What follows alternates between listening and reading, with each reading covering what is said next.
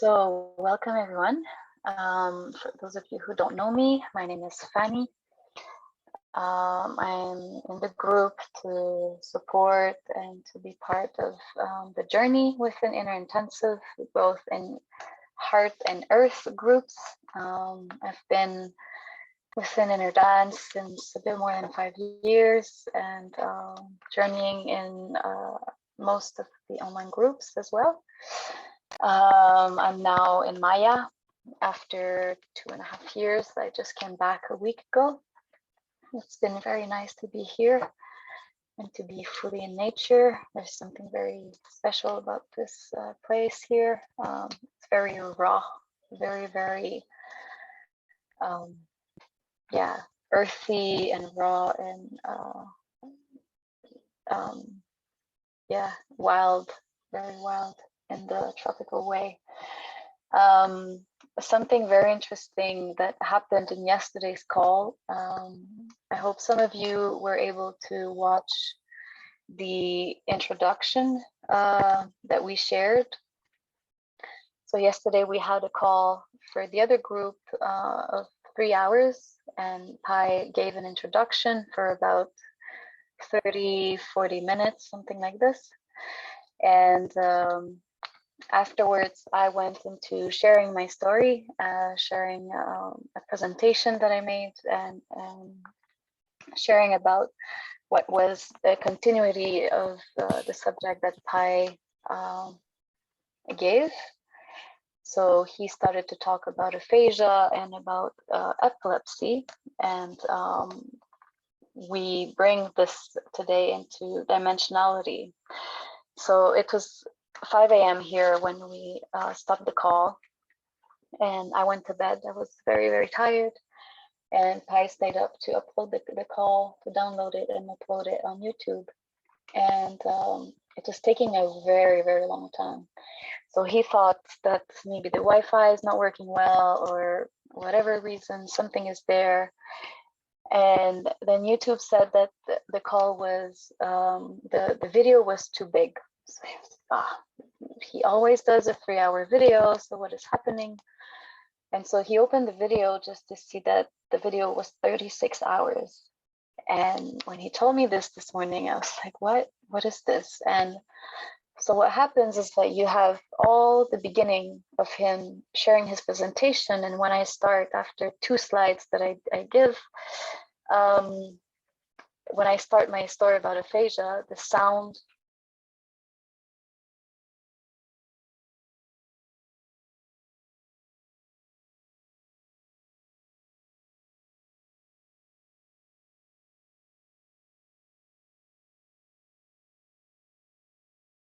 So I think Fanny has a little connection issue. Hi everyone. Here's Ahilan. So she will reconnect back again. But I've been yesterday. Okay, perfect. Yeah. Maybe I can make you co-host. So if something happens, we don't lose the call. Yeah. Okay, thank you. So yes, this lasted for 20 hours, and it's very interesting because he showed me the video. I really wanted to see what happened. And sometimes when I share, it goes into the normal timing of the call, and then afterwards it goes into, this is like 20-hour something. So in the video, when you see the image, you see clearly the presentation that I'm giving, but in the audio, instead of seeing a normal sound conversation, it's just like one here and then one here. So it's very interesting how also within inner dance, this is shown as a reflexivity where it's really showing up and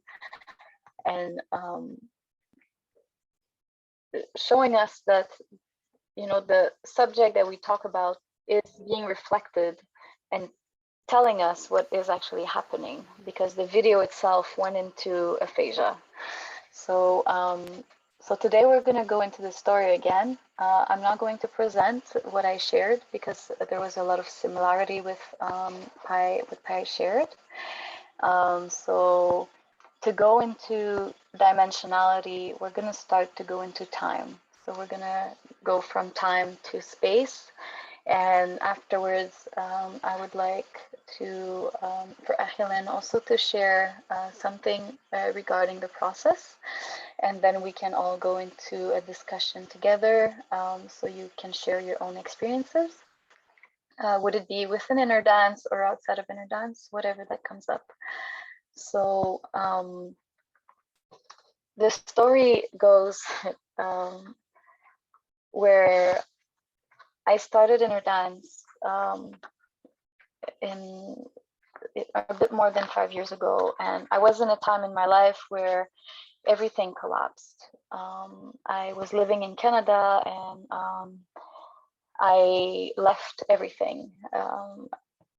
I couldn't understand who I was anymore. Everything didn't make sense anymore. And following this, now looking into the story, I'm actually going to share with you kind of the 12 stages of transformation that were shared before in the group. So if you got to know these stages, you can also follow what happened. Also, I started to travel, and I didn't have any plans. I had some savings, and I thought I would go for maybe 6 months. So I arrived in Thailand, in Kopangan, and I only knew a little bit. Like, I was starting to do yoga already for a few years, and to meditate. And so I just went there and I asked, okay, where can I just go to do a vipassana? Where can I learn how to, I just wanted to concentrate on myself and get to know myself. I was coming from a year of deep depression, and I was not in a very happy state in my life. And after a month being there, I was having some friends. It was really nice, and I went to an ecstatic dance. And I share with my friend, and 2 days later, she's like, "Hey, I saw there's another dance happening. It's called inner dance. It seems to be cool." And I'm like, okay, I need to go, because I'm also a dancer, and for me to go to ecstatic dance was the best way to release so much emotion, so much buildup that I never allowed to release the years before. I was so busy with everything. And so I went there. I was wearing a dress. I really thought I was going to dance. And we were maybe 30 people in the room. There was 6 facilitators. And then we start to sit in a circle. And I'm like, oh, okay. We just do an introduction. And then they talk about energy and all of this. And I was really not into all of the spiritual talk. I was really starting my kind of understanding of these spiritual communities. And then they asked to take a mat and to lay down. And I was like, okay, maybe they're going to guide the dance. I really didn't get it. Like, I really thought I was going to dance. And so as soon as they started the music, my body started to move very, very intensely. And right away, the first thought I had was like, well, I'm not moving. What is this moving? Whoa, why is my hand doing all of these things and all of these? And I'm very kinesthetic, especially at the beginning. Now a bit less. And I had like so much crying and so much laughing. I think I never laughed so much in my life. And I had this energy like vibrating. I was like, whoa, whoa, whoa, whoa, whoa. For me, that was coming from the West, coming from a very structured, very non-spiritual space. It was very intense to have this. I got really hit by the energy. It was very potent. Also, to understand the energy of Kopangan, maybe some of you know it. Kopangan is a space where people go, could be expats or could be travelers, but a lot of people go there to experience different healing modalities. And so people from the West that are very, very tired of the West and that cannot find what they want, they go to Kopangan to let go of everything. So there's really this energy to like opening up, just rip me apart, and I just want to be free. I just want to let go of all the structures. I just want to let go of the control. in the rules and in all the discipline and the rigidness that is happening from the West. So so this is where I was at, and then I got really struck. I got really like electrified by it. And in that time, this is when within Inner Dance, the playlist was conducted one song at a time. So it was really one full song was being played. And even sometimes in between the songs, there was kind of a stop and then another song and a stop. And they were playing always the same 30 songs. And so um, within this first session, this is where one of the 6 facilitators that was there is Venant Wong, who started CAP afterwards. And this is the first time that I met him, and we started to talk, and I asked him some questions because I'm a very, very curious person. So I had to understand what was happening. And within this session, in the end, they were talking about the energy and she, and for me, it was not enough. I was like, but what is happening? Why am I moving? What is happening? So my motor function is actually doing something. Like, what is this push that I'm feeling? And so after this 2 days after, there was another introduction for a weekend that was happening with Inner Guidance, which is from Amaha. She's based in Bali. It's another branch of Inner Dance as well. And which today for me is very interesting because I've experienced Inner Dance from a lot of different branches or a lot of different facilitators at the beginning. Somehow I had to go through this until I could find my way to my own true understanding of what aligns with me within Inner Dance. And so through this, I went through the weekend with Amara, and even since the beginning, these convulsion, these twitching. I remember one time I came back and I was living in a hut bungalow, and I couldn't sleep the whole night because I felt I had bugs jumping on me. And afterwards, I understood that actually my nervous system had so much electricity passing through that I felt like I was actually pulsating from everywhere. And I had these like electric movements, which now through the studies of Inner Dance, I understand as having epileptic movements. So I was going through already a brain process that was making through the nervous system, my autonomic system shift and understand something new and creating already new pathways so I could look into my story and I could look into what emotions I was still holding within these stories. This was not yet understood for me, but if I look now and even a bit before from the dots that I connected, this is actually something I understand that started since the beginning for me. So through this, the island is very small, so I met a lot of people that were doing Inner Dance, and Inner Dance was becoming very popular at that moment in Asia, and especially in Kopangan. There was a lot of facilitators, a lot of sessions twice a week happening, and we were packed like 40, 50 people every time in the sessions, and 4, 5, 6 facilitators. And I met Venant a couple of times again and again, and he wanted to start also holding Inner Dance alone and doing his sessions.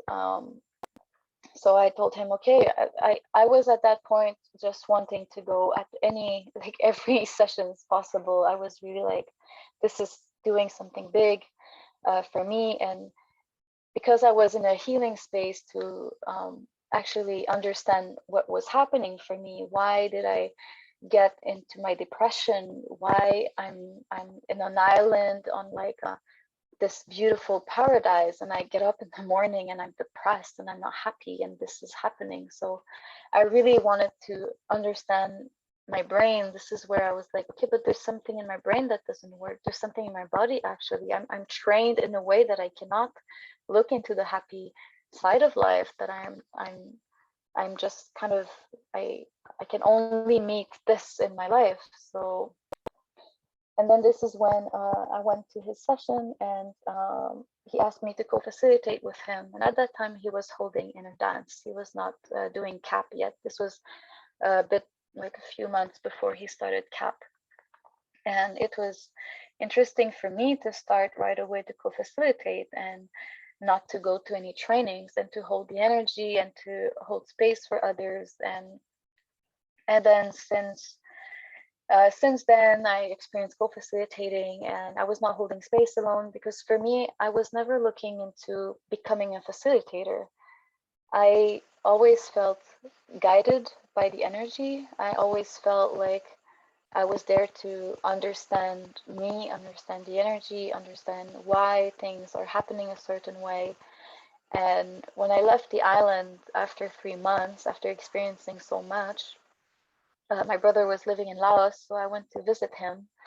And so I didn't do any dance for a bit, and then I went to Bali. And even before leaving, this is when I started to study the brain. I started to study energy. I started to study yoga, like everything. Everything that was coming my way, I was taking it, and I was like, okay, I need to study this. I need to understand what this means. I went into the work of Joe Dispenza, of like I everything, theta healing. I tried a lot of different modalities. I was doing a lot of breath work and emotional release and all of it, until I went back to inner dance when I went back to Kopangan, because I was living in Asia for some time. And then I experienced co-facilitation with other facilitators. But I didn't feel like I wanted to hold space alone. I didn't feel like because I'm someone that asks so much questions, I didn't feel comfortable to sit in front of the people, not being able to understand the questions that I had myself. So it was super important for me to go into a study process. And back then, Pi was not existent. He was, that's when he retreated back into Maya, and he was going into a study process, until I met him in Kopangan in May the next year. And he gave a session, and he had a weekend, but I couldn't go to the weekend. And then I really understood that there was something that for me I had to go deeper and to look into. And so through all of this time in my life, I went back to Canada for 2 months. I had a cultural shock. I was into processes into myself. I tried different modalities. I went to India. I became nomad without having the idea of, oh, I become nomad now. It's just something that happened in my life, and it's been now a bit more than 5 years. And I went back always to Asia because there's something that attracted me there, until I came to Maya. From friends within inner dance, I heard that Pai was holding something in Maya, that there was kind of this course happening. And so I decided to join, and I wrote to him, and he told me that there was a space for me and that I could come. So I came also holding a lot of old beliefs that were in myself, old structures. Like I was seeing him as a mentor. I was seeing him as almost this guru. I was like, my God, I'm honored that I can be with you. There's only 16 people that are allowed to come here. And now looking back, it's very funny because Pai is really holding this like as much as possible, reducing the hierarchy that exists within inner dance, or not that doesn't exist within inner dance, but that exists outside of inner dance, that is being held in the world. So it's interesting to observe how I've been really shifting when I came to Maya, because this is when I was fully being exposed to actually what you're going through at the moment in intensive. All these concepts, all these ways of thinking that I had to really deconstruct within myself, to look also into my ego, to look into my personal, and to slowly shift within a collective mind. Because coming to Maya, now there is electricity from the solar panel, but we didn't have electricity. There's no running water. And if it doesn't rain, you don't have water to shower. You have to go down the mountain and then you can shower. But also understanding that after that, you need to go up the mountain again. So you're going to sweat a lot. So your shower is kind of not relevant anymore. So all of these processes, sleeping in a tent, having Scorpios maybe around, like waking up one morning and seeing a Scorpio like right there, and I was like what is this? And not knowing all of this, and like I come from the forest, I'm not a city person, but still facing like these moments where nature really showed me the projections that I have, um, that I had, and it really showed me like the fears that I had. So I came here in a very deep process of deconstruction. I came here to die even more and to let go of so much of my own processes, so much of the emotions that I had. And I was really deep into so much different waves of understanding myself. And I really went into a process of losing my identity. Like already I lost an identity when I left um, home, and 2 years later when I came to Maya, I really lost even more the structure of what I was holding. So um, something that is happening now that I've been here for a week is I'm facing myself with my old self, like without wanting to compare. I have a point of reference to see myself in Maya and to see how much growth I've been having and going into. And it's always interesting to see this point of reference and to see how much happened. So what happened when I was here, I came here for 1 month, keeping an open ticket, because I was really like flowing into my life. And after a month, the pandemic hit in March, 15th of March in 2020. So I already took the decision to stay another month, and I could stay here for another month. There was another group coming to have another immersion, and then I ended up staying until July. So from 1 month became 5 months, and then the only country that I could go back to was home, was to Montreal, to Canada. So I went there, and then started another process where I felt I wanted more to hold space. I understood the energy much more, so I felt like I could answer the questions that I was having myself. The thing was that it was COVID, so everything was closed. So I could only continue with the online processes that were happening, and all the courses that we're having like right now were really helping me to continue to stay within inner dance and to continue to understand the theories and the frameworks of it. And so all of this bring me to talk about dimensionality. And I'm sharing my story of inner dance from the beginning. Yesterday, I started from the point that I'm going to share at the moment. But I'm sharing from the beginning to really go into time, to go into like a process to observe how the energy, for me now, understanding that it's been guiding me through coming to the point that I am now. And it's really been um, I told Pai just before, I was like, I felt like I never had a choice, like of course I was deciding to come to Maya and I was choosing this, but there's really something that was pushing me in different direction.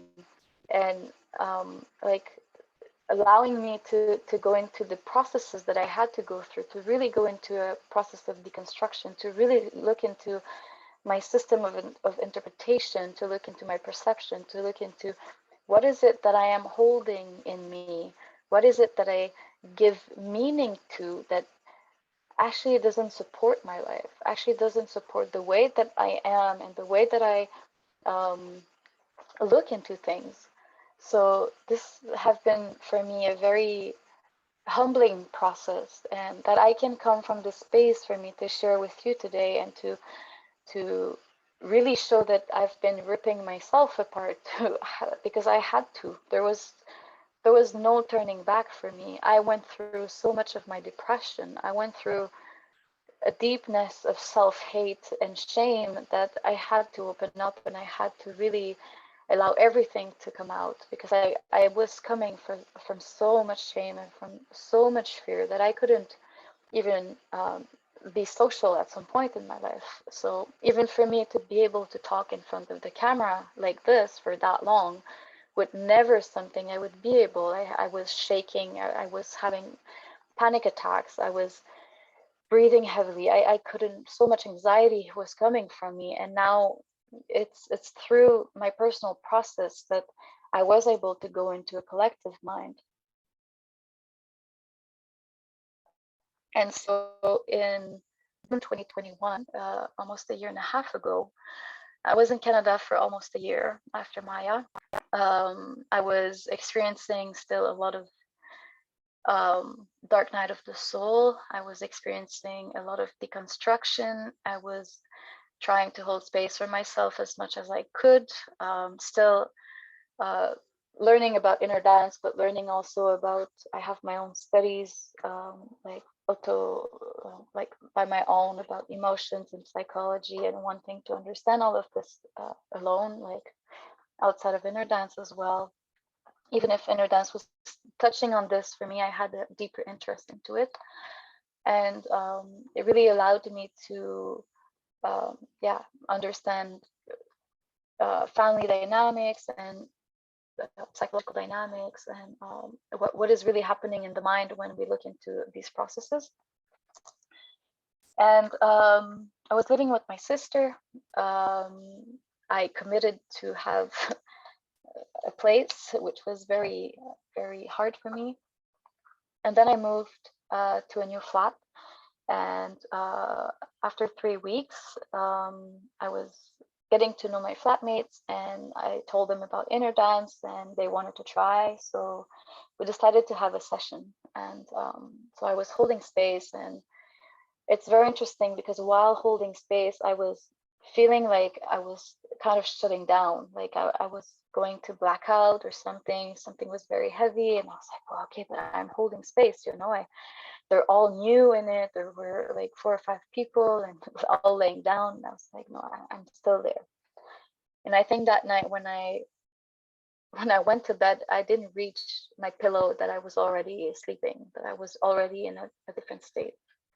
So to come into dimensionality, the rest of this story holds something very sensitive that can trigger a lot of things in me. So I just want to open this space for you to really observe, and I want to invite you to observe what is happening when I share things, and to allow something to come up. And if you want to write down some notes, or share something afterwards, it's going to be very interesting to share our experiences together.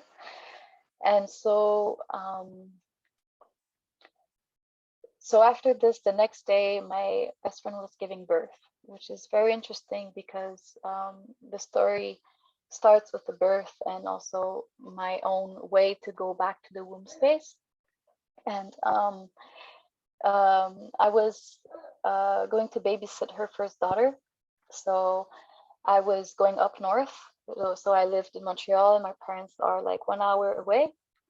So that morning we were having a call with like an innerintensive call, and I was listening to it, and I was packing, and I was, just but I felt so confused, and I was like, I'm just tired, or I gave a session yesterday. Maybe this is I'm still in the energy of inner dance, but there was something more that I could feel in myself, like my coordination of my movement was not right. There was really something that was weird. I could feel it, but knowing the space of Maya and knowing how things can be in inner dance, like I knew this. I knew like this type of things coming up.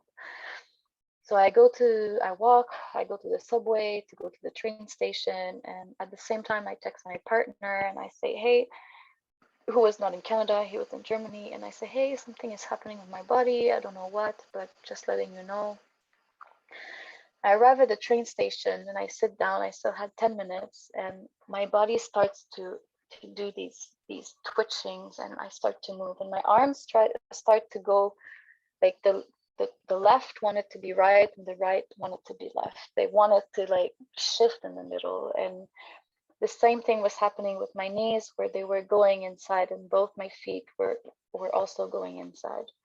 And I had these like kind of like start of twitching moments. And I'm like, okay, I'm going into a process, but I'm not laying down, and I'm not having music, and I'm just in a public space at the train station. So I go in, I choose a wagon that has no one in. There was a woman in front, that's it. And I just allow myself to go into the process. I was moving, I was having visions, I went into an inner dance. My friend was picking me up. I was having these movements. As soon as I saw her car, my body stopped and came back to normal, or without these body ecstatic movements. I was still moving a bit weird, but still okay. So the strangeness that is being held in my story is really related to this and the brain processes that are happening also at the same time. So epilepsy that can be seen by all of these movements is actually a brain process that leads to aphasia. So epilepsy is a start where we can look into how the body wisdom speaks to the mind, how the body speaks to the brain, and the brain then allows something to change and to shift. So if we look only into aphasia on internet, it's there, of course, but it's a different perspective than how inner dance look into. I'm not the first person that went into aphasia. Within the inner dance process, it happened multiple times that I witnessed people go into it, and it's rare. It didn't happen to most of the people. And what happens is that there's a high electricity surge that is happening that goes through the nervous system. So the central nervous system is the spine, through the brain, and then it goes into the thalamus. And the thalamus is the center that is responsible um, to relay information. So all of our senses go into the thalamus except the smell, and then this information that is being processed there by the thalamus is then being sent out to the frontal cerebral cortex. And this is where it's interpreted by the brain. So the first thing is the energy goes up, and then it's being it's given to the frontal cortex, and then it's being so what happens when there's a very high surge of electricity that goes into the brain in the frontal cortex, it touches there's two areas in the brain, and the Broca's area is where it got affected, where the speech is being affected. So that's when how it's being seen in Jacobson aphasia theory is that there's a reverse of the childhood development of speech. So instead of going into a developmental phase, we go actually in aphasia and a regression. So this is where time perception is being regressed, and this is where we go backwards into the construction of sentences. What is held within grammar is being deconstructed. What is held between words is being deconstructed until we are not able to pronounce something like that is built like that holds a meaning by itself.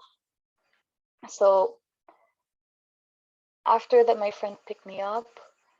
I went to my other friend who was at the hospital giving birth, and we had things to do with the toddler. And then I take a moment because I knew something was happening. I could feel the confusion. I could feel that there was high electricity in my brain. And these were all things that I knew from inner dance, but from laying down. And so I call my partner, and we have a talk, and he's holding space for me, and I just say, I don't know what it is. I just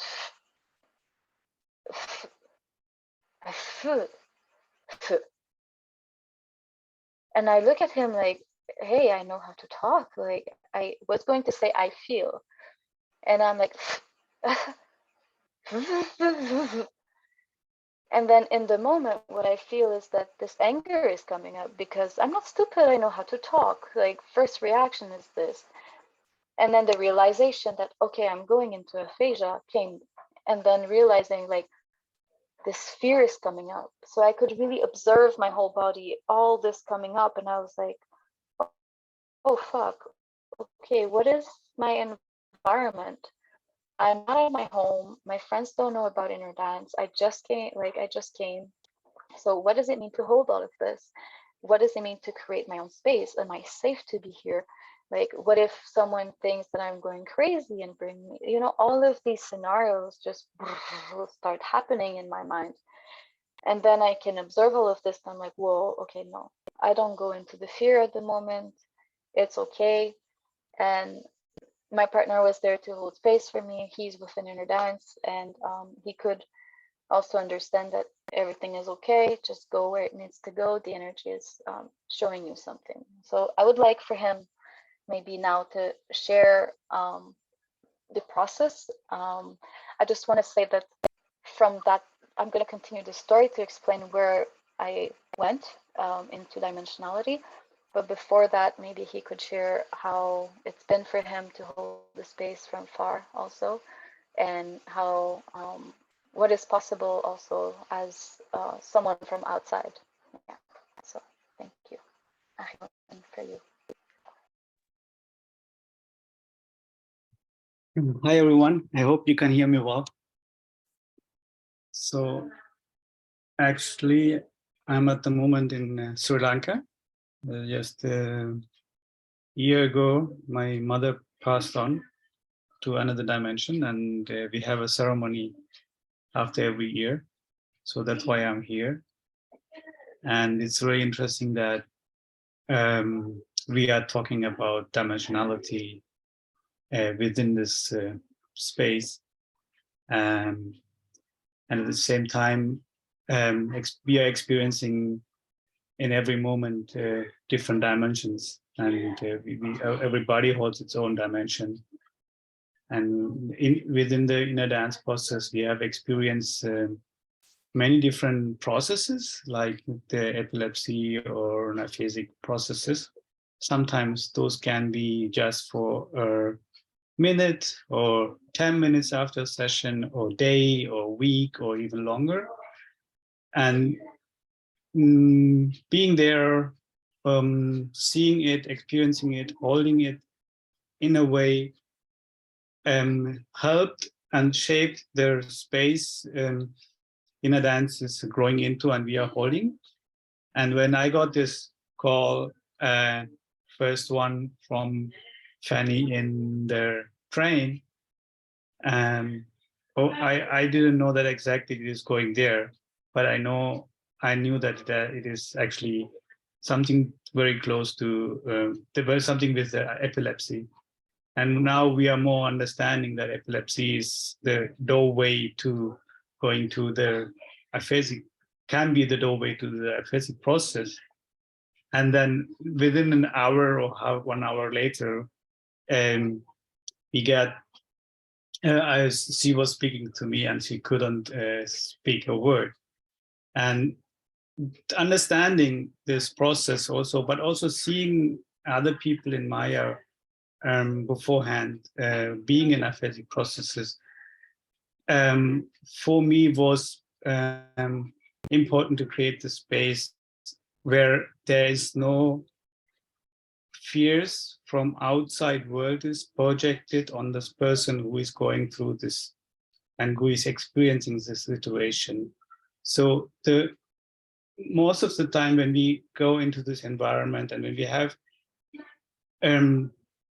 experiences like this are happening, then mostly people are actually projecting their fear on this and saying, oh no, that what can happen at this maybe epileptic movement and this can hurt someone, we have to fix this person, or there is this aphasic person, maybe this person will never ever talk again.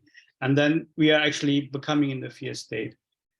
When we go back and allow, sometimes we receive even from epilepsy patients, when they had this kind of allowance to experience the whole body movement, they feel a really deep release.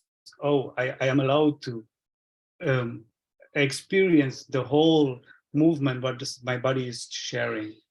And so this that was something which came up. So we had some calls with some of Fanny's friends who were at that time around her, and we explained, like we talked to them, told them, hey, this we know about this is happening in a dance, and we gave them a kind of a background, and they were trusting it. They knew Fanny, they know Fanny for a long time, and also we one of them are even working in this similar spaces with patients, so that the whole setting helped a lot to create the space where she could go through this.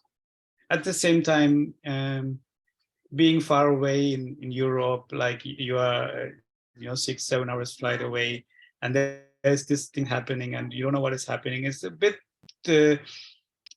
tricky situation, but there was a deep trust with them, and yeah, that was.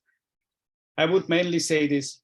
In any processes, even in holding space for in a session as well as in aphasic, there is more about how can we really create the condition where transformation, healing, or trust can be created or can happen by itself. Is most important, valuable. What I would feel important also in this situation. Thank you. Yeah, thank you. You can continue. Yeah, so after this, and it was good because I had the call, but then I really understood that this was my own space and that I was not in, Maya, I was not held. I didn't have any physical support because there's no inner dance happening in Canada. And so I understood that this was a process for me to gain trust in myself, and this was a process for me to take responsibility for myself and to really, take more ownership of my own processes. That I could have support from outside, from the inner dance community, but through message or through calls. And so this really allowed me to create it. So my friends gave me space, which is nice because I know them for 18 years now. So we went through our teenage years together. So it's not like they didn't know, but still they felt weird about it. Like we talked about it afterwards and they were like, what actually happened, and so for me to also the next day go back to my parents and to be able to tell my mom, hey, I'm in this process, I need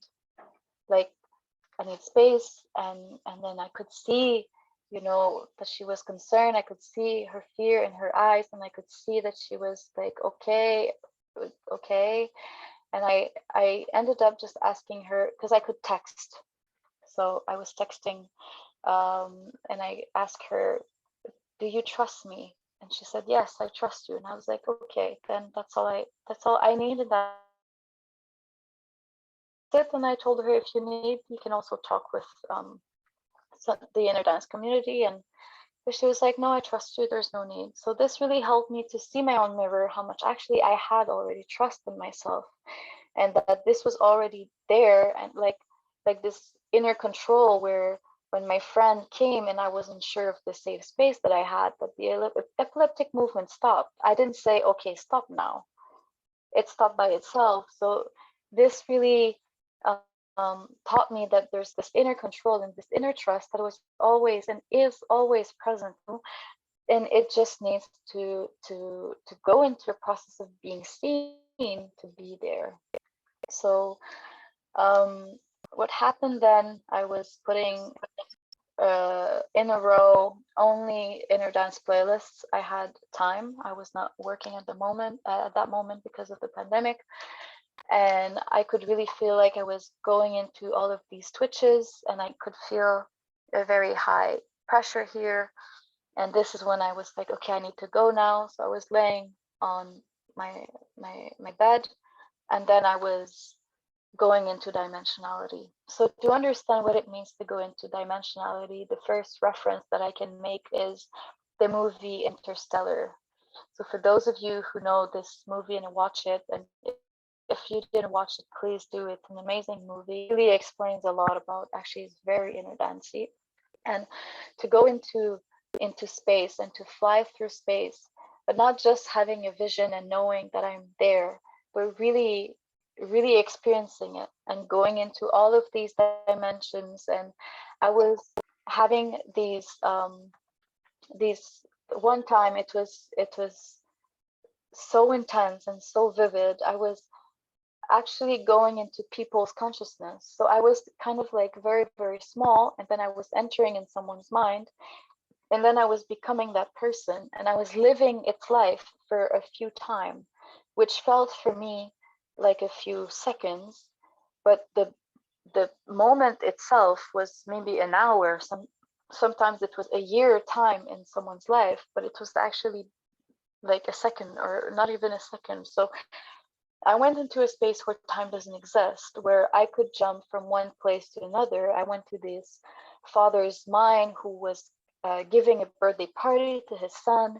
And afterwards, I was jumping, and I was in Africa, and I was into a tribe, and then I was jumping, and then I was actually in the medieval time, and then so I was experiencing like an Amazonian, and I was jumping in China, and like I explored all the times and all the epoch and all the spaces and places within just a few seconds, within just and so what is this? What does it mean? How can we experience such a phenomena and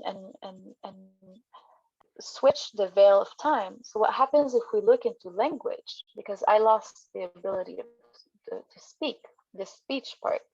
When we start to, like, first, do you remember when you started to learn to speak? When we start to say phoneme, which are for F, before even the sound of the letter, it's a phone, like b, b, b, b. For B, it's b, b, b, b, for A, for A, a.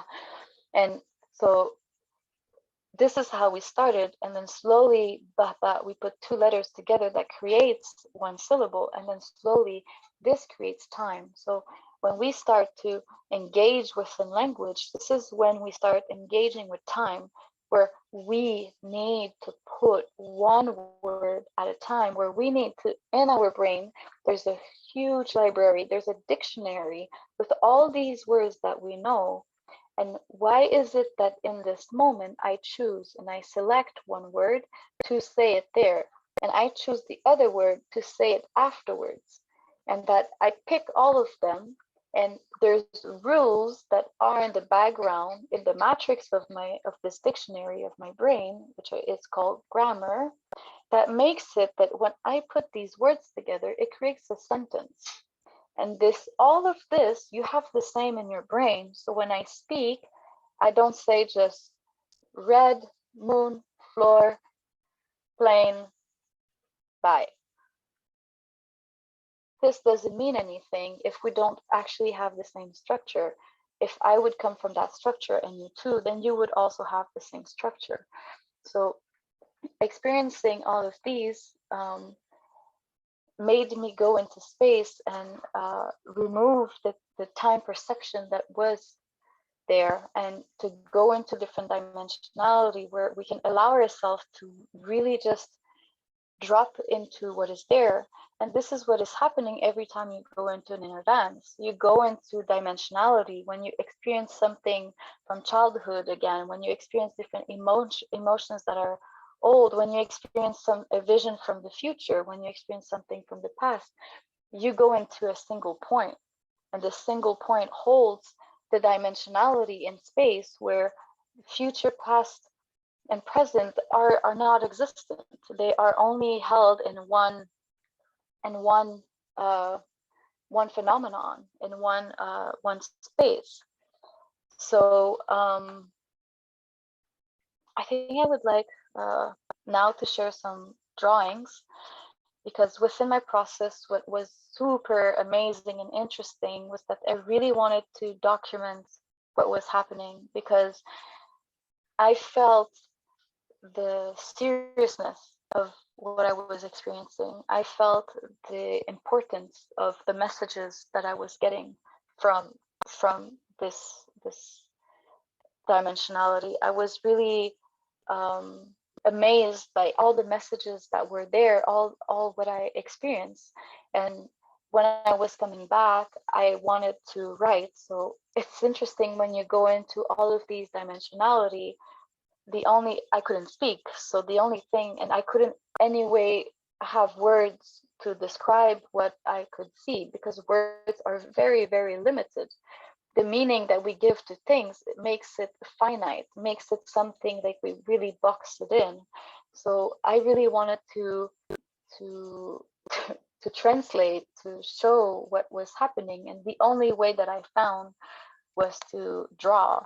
So what happens when you go into all of these dimensionality and then you come back in this 3D, and then the only thing you can draw is in 2D, it really doesn't make justice to actually the experience, but still can show you something that happened.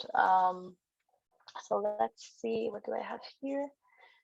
Okay, let's see if I can share this first. I hope it's gonna work. I don't know if it's one by one or if I can. Okay, so this is a representation of light language in the written form. So yeah, I can skip a little bit this. I have more than one. So my drawings are not in order of when things happen, because I was kind of like being normal, if I can say, and then I was having these moments. Actually, when I was having these epileptic moments, I knew after a few days that the epilepsy was coming, that I had to go and lay down. So when I was having these epileptic moments, I was going to lay down, and then I was going into dimensionalities. Yeah, so if I look into this, it's like if I go deep in my third eye or something and then come back to draw. Yeah, okay. Yeah, I was really seeing like this big eye, and in the middle of the eye was like the womb space. And for me, the womb space really became like my understanding of the womb space is a brain.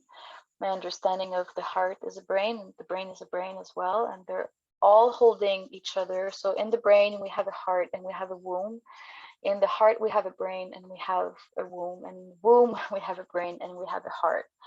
And they are used to be very separated. And we try to reconnect the mind and the body connection. And also, when I talk about the womb, I include the man into it. For me, a man also holds the womb space where everything is being conceived and everything also can die. And this is the space also that I was going into. Through vision, we experience time. We're shifting our senses. Our perspective of time is changing.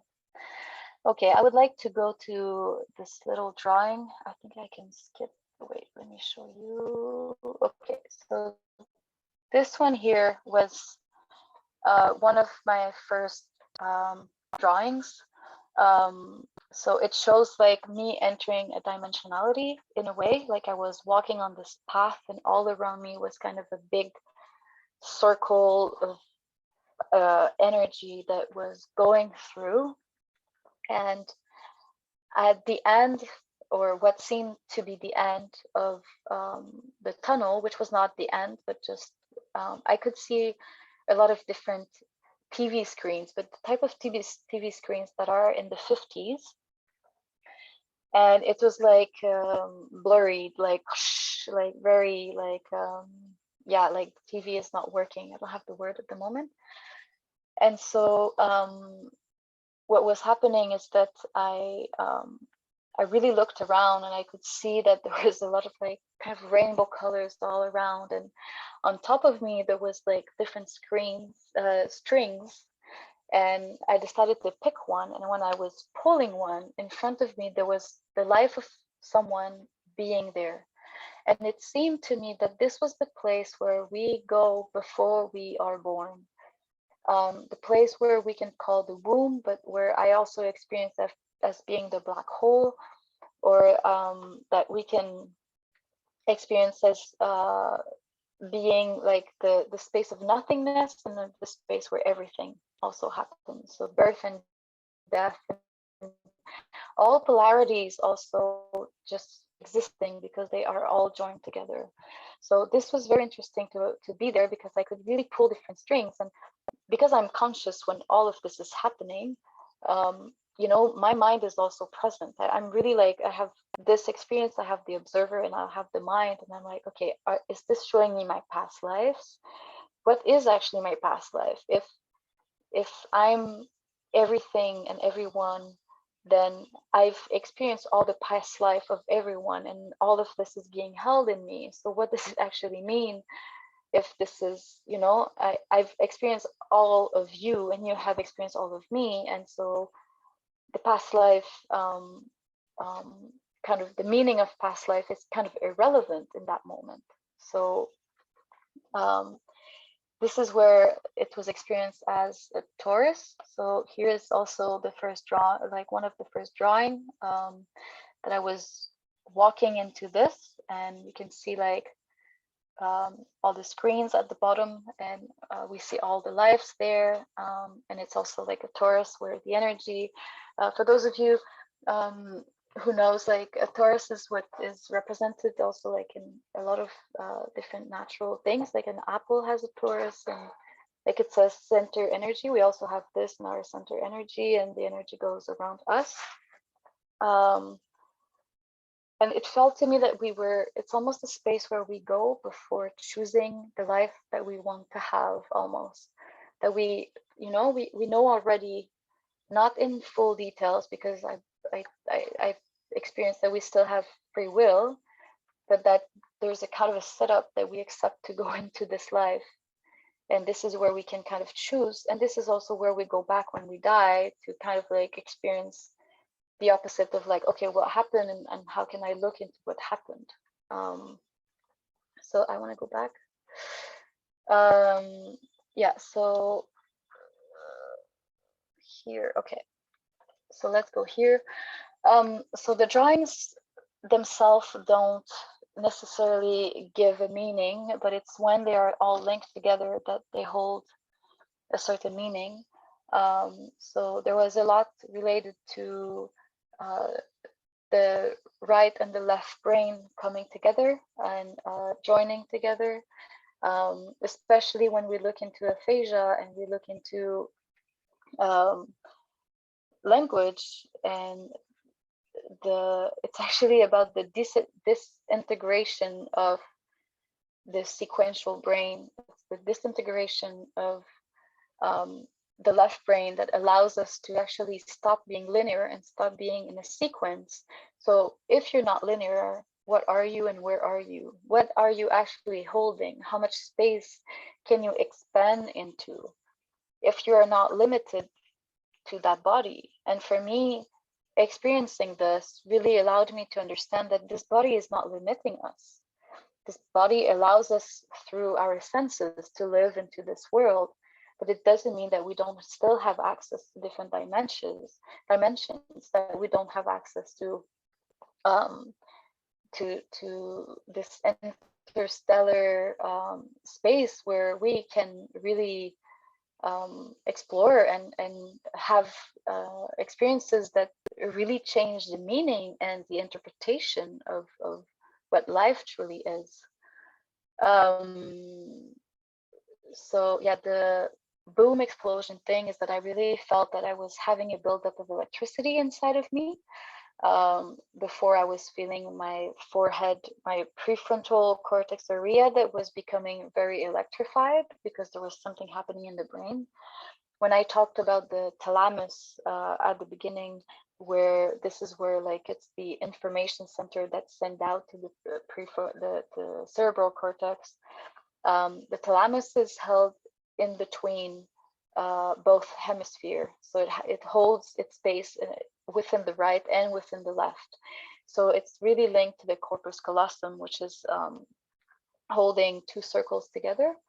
And the corpus callosum is where there's translation happening between time and space, and translation happening between the two left and right hemisphere, because both of it's like we have really two brain, like both don't speak the same language. So how can creativity speak to time or linearity when, or how can both hold something, when you feel like you want to do something and be in a structure, and then the other part of you wants to be in the flow, then how can they come together to have a translation and understand each other? So this one is very interesting.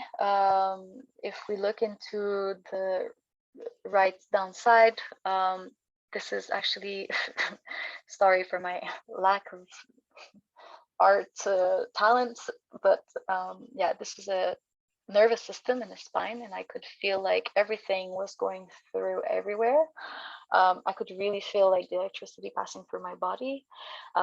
Something super interesting that I felt, because I stopped speaking. So when you stop speaking, there's a lot of things that the output from the outside really stop. And so also the input, like both input and output stopped. And I was really isolating myself. I was really wanting to be in my own process and to allow myself to go in. So it made me actually listen. It really made me listen to what is inside of myself. Because also you cannot hold any conversation with anyone if you don't speak. They just talk to themselves, and you can just do okay, even not okay, just like So it made me really understand that there's something shifting within our senses, and that the body is the way it is because it had to be this way for a long time, and it had to be developed and evolve into what it is, for us to experience time and for us to experience also structure. Because if we compare the human compared to before, we wouldn't survive that long. We are very weak as a species. Like we're smart, which is good, but without developing this linear brain, we wouldn't have all the structures that we have today. We wouldn't have this intelligence. So it was needed for us to go there. And now that we have been very far, that we have been into this understanding, what does it mean to go back to the other side of the brain? What does it mean to go back to being more interconnected to what we are actually with Earth, to having this sense of belonging with it, to listen truly to what the body is speaking to, because understanding that we are developing this collective consciousness, that we are going back into becoming the earth, of being one. If you die and you go into the earth, you just go back to earth, you become soil. So we still have this very strong understanding or thinking that we are better than a lot of things, when actually we are like a tree, we are like a rock, we are the same as what earth is. Like everything that is coming from earth is from earth. So what is the meaning of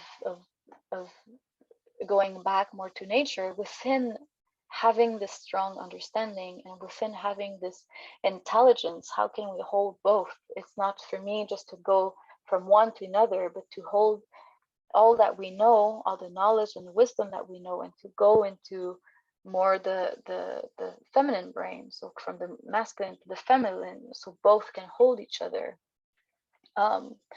So going back to the drawing, when we look into the frog, amphibians, I went through like a whole kind of theory of evolution with what we are and how we are holding it. So before being humans, before being apes, like, have we experienced also everything? Because if I am the earth, I am already in this moment a bacteria, and I am already in this moment the bird who is flying, and I'm if I'm consciousness, then I am all of it. So this sentence of like we are all one doesn't just have a meaning about the human, but also about earth. And to be able to continue to grow, it became very clear for me that we're never going to evolve, and we're going to continue to destroy and deconstruct earth if we don't actually align with what is there, what is allowing us to live and to be with earth in a very abundant way. So yeah, we can see change in the primary sense. There was something related to the lungs, the DNA, the cellular level, like really something messages, the bones, like this is like an octopus, and atoms, like the atoms were shifting also, and the sound is like, this is how sound move, like through time and space. This was more like a 3D drawing that I was trying to make. So how can so much energy go through this single point? This was like my understanding of traveling through the black hole and traveling in space, and I was really going super fast. Like this is interstellar, very intensely. This I was drawing a lot of symbols, so the way to speak within the right brain is a lot related to visions and a lot related to the visual aspect, so symbolism and how much it holds. This one, this one, maybe I can turn it. This one was very interesting. So the colors that you see is related to the mandala, related to inner dance. We haven't seen it yet. We're going to present it soon. But I was looking into the different meaning and interaction between the colors. And what I was feeling is that something was happening into the information being shifted at the cellular level. So from really the nucleus, like the center of the cell, that also there was different type of sound in the heartbeat, and in every sound there is a heartbeat. So this was very interesting because actually it's showing how much life is being embedded into every sound, and like what is happening within this.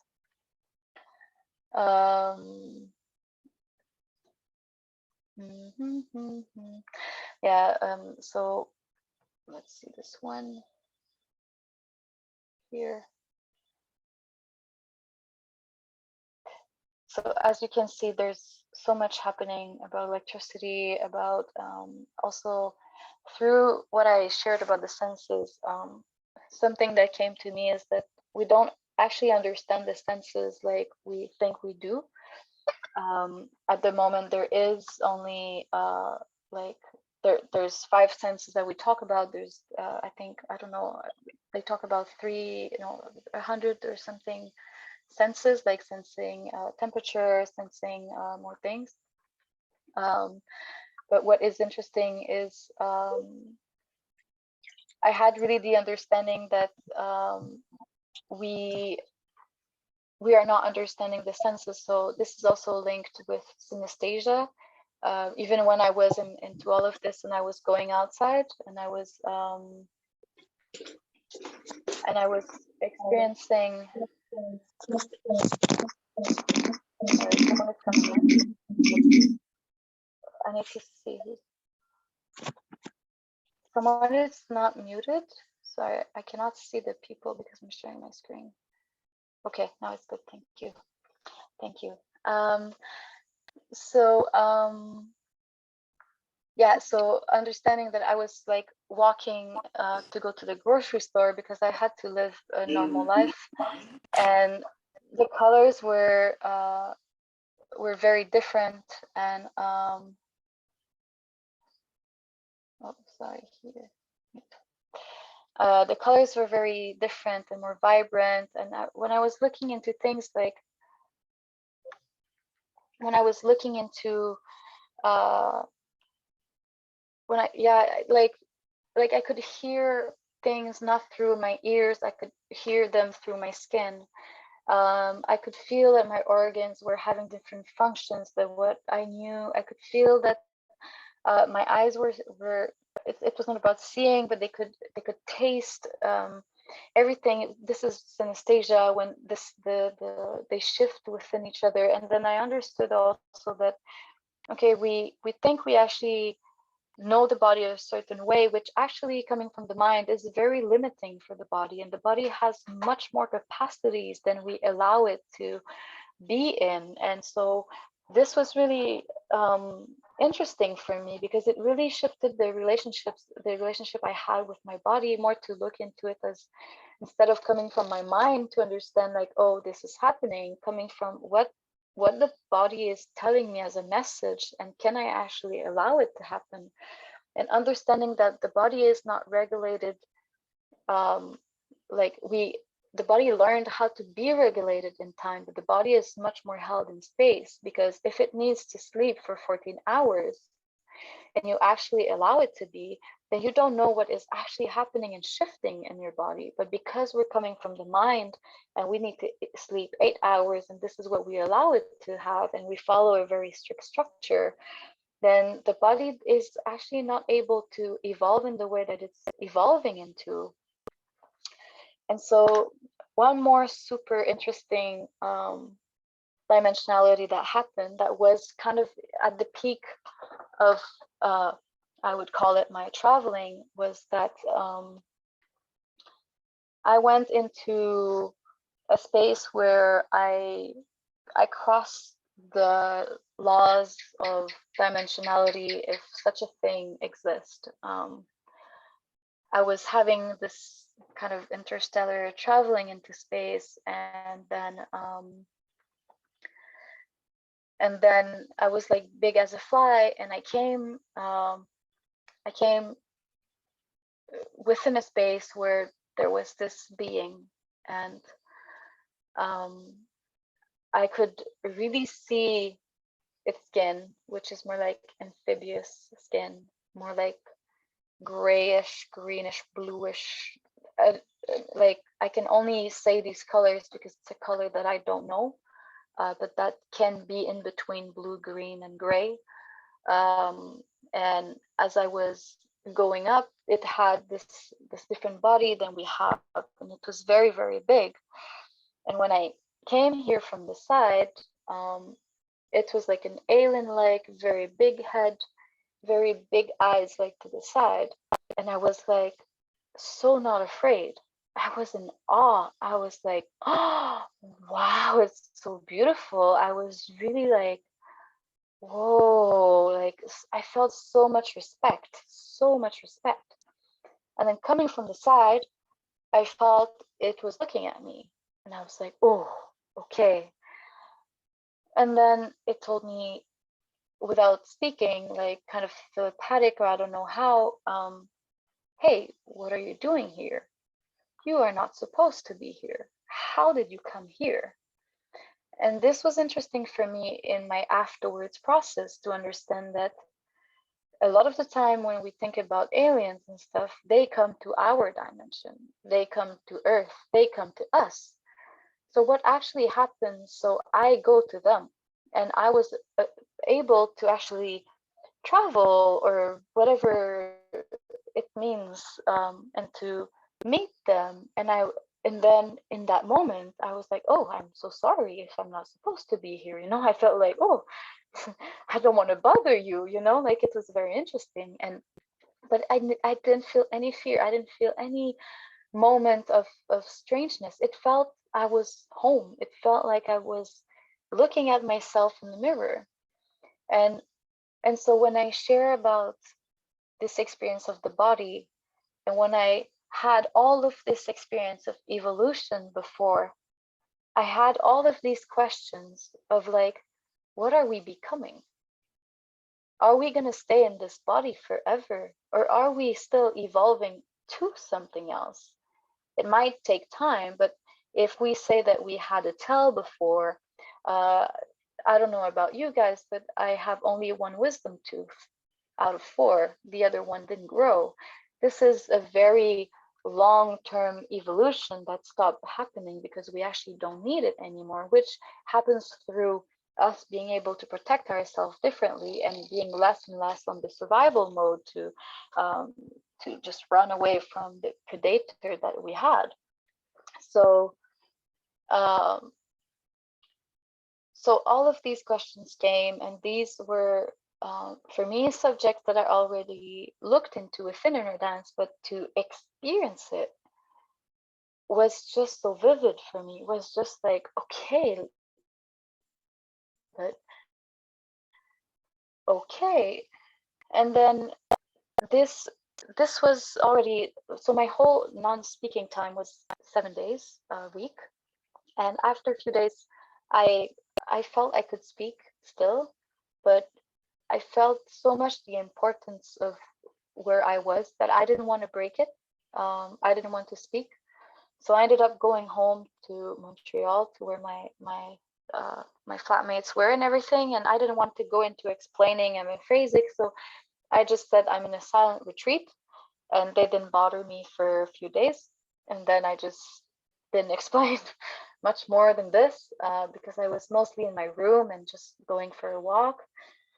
And so there's this moment that I feel I can actually walk for longer, because I didn't want to just have these twitching moments and have to lay down on the grass. So there's this time that I could feel I could walk longer, and there was this beautiful park with a lake and everything. So I went there, and then as I'm walking, and something else to share at that moment is that I was not sleeping a lot. I couldn't sleep so much. I didn't need to sleep. And also, I was absorbing a lot of information. So already having all of these experiences were like continuous information to me. But also I was asking Pi to give me stuff to listen to. So he was sending me audios, like lectures, talks about aphasia, about structuralism, about semantics, about all of these things, linguistics, about something that could make me at the same time process all of this, because I was going deep into these processes, and I was also coming back and being like, okay, what is actually happening? Like I was fully conscious and fully there. So I'm at the park, and I walk, and I look up, and there's this man that looks exactly like Pi, and I'm really like, huh, Pi? And I'm like, no, he cannot be here, like, no. But he's actually, this man looks like Pi. He's smaller. He looks South American, like Filipino kind of style, Spanish something. The same haircut, exactly the same hair, same. I'm like, no, this is impossible. And I'm just like, okay. And I'm walking, and he comes to me, and he says hello, and I'm just like putting my hand on my heart, like, hi. And then he's asking me how I am, and I'm just still putting my hand on my heart because I cannot speak. And then I just do like a movement of my speech, and I say no, and then I say you, like, I'm okay, but so showing symbols a bit, like not light language, but body language, like gesture language. I don't remember this anyway. So this was super interesting. And then he looks at me and he just says, remember to listen. Remember how important it is to listen to the bird. He smiles at me. He just gives me a very, very big hug. And he says, have a good day. And then I continue my journey. But I was like, huh? What? What just happened? Listen to the bird. And I was like, okay, there's a message here for me. Like, this is not just like a synchronicity. Like, and all the moments, like the night that I went into aphasia, what was super interesting is that like I slept at my friend's place. I go into all of these playlists, and then I wake up in the middle of the night and there's no electricity anymore. And I'm like, is it because of me? Did I just absorb all the electricity of the house? Like, what is this? No. And so just of all of these things were happening that week that were very, very intense, and all of these processes, and I was like, whoa, what is happening around me?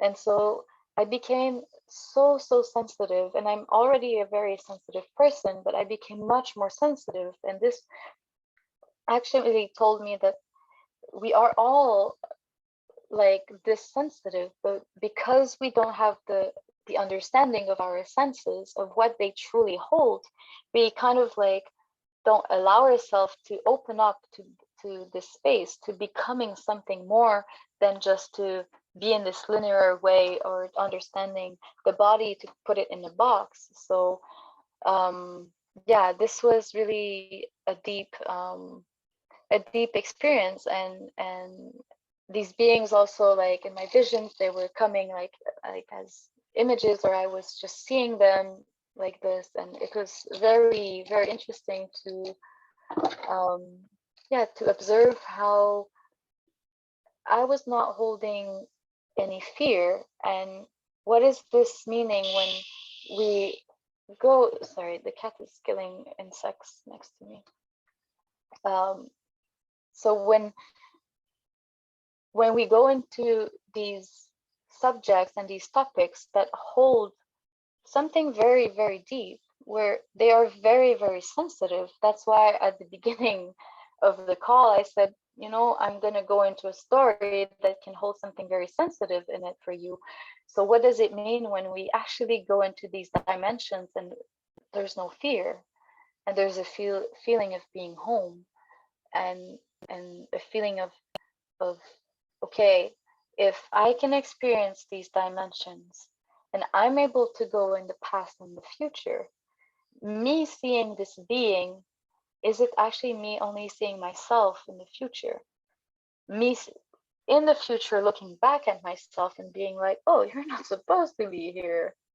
So all of these structures being there, all of these dimensionality really shifted something in me to allow myself to look into all of this, to not be afraid, and to really disintegrate, deconstruct a lot of the beliefs that I had. And this aphasia, which is seen within the scientific world as a regression, something bad, you're losing something, which actually, instead of regression, we should call it a progression of accessing this space where everything can happen. So when you go in the space where everything can happen, what actually happened? Can you allow yourself to create the condition for this, but also to feel into fully allowing it and fully being there and fully just being present and trusting? I didn't feel I had at any time the need to ground myself, the need to put Palo Santo or incense, the need for anything that is being held within spiritual communities, because if I can go so far, I am already very grounded, because I'm holding the red, and I'm holding also the violet, which makes me go into the heart, which holds the womb space, which holds the brain, which holds all of this, which allows me to go in a space of conception and at the same time deconstruction. So So thank you for listening. Thank you for being present. I think this holds a lot for within the inner dance. Also, yeah, maybe something I can share. After a few days, I felt my brain was going to explode. After 4 days, I was back and forth texting with Pi, also just sharing how I felt, what was happening, the insights that I was getting. I needed to go there. Also, my writing was not so good. You know, when a child starts to write, it's very like shaky. So this was also my writing most of the time. But texting apparently is okay. So there's really like a different section of the brain that goes into technology, which is also super interesting to look into. But what happened was really after a few days, I called Pi and he didn't answer. And I told him, I don't want to talk. I just really need to show you things. And I was in my bed and I had all of these drawings all around me. And I was like, this is becoming too much chaos for me. Like, I really need someone to understand. And Ahilan was there and he was like, okay, there's an octopus. Okay. And there's this. And I was like, you don't understand the magnificent, like, this is like, what? And I was like, I need like, what is it? Like this 3D drawing, like it doesn't make it justice. It's crazy how much you can go there. And so what was amazing was that I had a call with Pi and he was able to share. And I also really wanted this to be recorded, to be shared within the community, because I understood that this wouldn't last long. I also understood that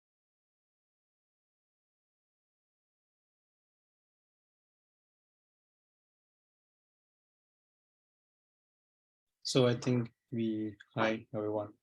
So I think we lost her. She will come back.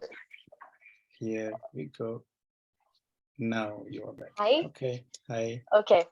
Hi. So yeah, so this is when yeah, this 1 hour video where he went through like my drawings with me and I could say like, no, this is not it. This is it. And I was trying to make him understand the the space I was in. So if you go on the website, it's under orange and it's under the page becoming. You have also my story a little bit that is there, and you have this video. Um, Basically, you don't see me so much because the camera is catching up the person who speaks. So only when I do some little sounds that you can see it. But if you're interested to look into it and the drawings and everything, then it's super interesting. I never watch it again. I skipped through it, but it's something that I would like also in my own personal and global process to look into. So thank you for listening to my story. I think first I want to know if Ahilan would like to share something. If not, we could go into a discussion. Yeah, I think we can open the space for stories or something to share or whatever it's coming through you at the moment, and we will see where we go with this. Okay. Okay, cool. So yeah, if you feel like sharing something related to the story, if you feel like sharing something that speaks to you, feel free. We're gonna open the call now. Thank you. Yeah, sign language. Okay, thank you.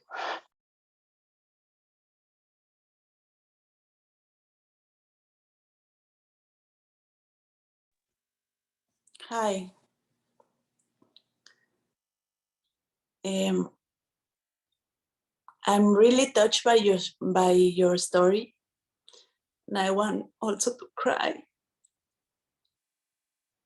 It made me feel so anxious to be in that places, and also with the starting with the playlist, I'm feeling very anxious, like 10 years ago, I had a depression and panic attacks and everything. And I do yoga and I was very well, feeling well. But with starting this, I think everything is coming up. And when I hear about you losing the voice, and in another time I hear that someone loses her sight in an inner journey, I don't know. It's like I want to be here to be full me, but I am really getting in a place of fear and resistance. But also when you say I allow to pass this in my being, I'm also want to be there, allowing everything to pass and to go. But I don't know, I want to talk. It's not like I want an answer, but to give my voice a word of what I'm feeling, because it's like contradictions with the fear that I feel and the emotion to be in a place of joy, in a place of gratitude, in a place of, like you say, I wake up in this world beautiful and I'm not feeling complete, I'm not feeling happy. And I have a lot of blessings around me, and I want to be there in presence and not going in a state of fear or anxiety, but everything is one more time coming up to me and I feel anxious. I was about to take a cruise ship and I go up the cruise, and I was all day, the cruise didn't go away. And I told my husband, I cannot be here. Like, do you mind if we can get out of the cruise?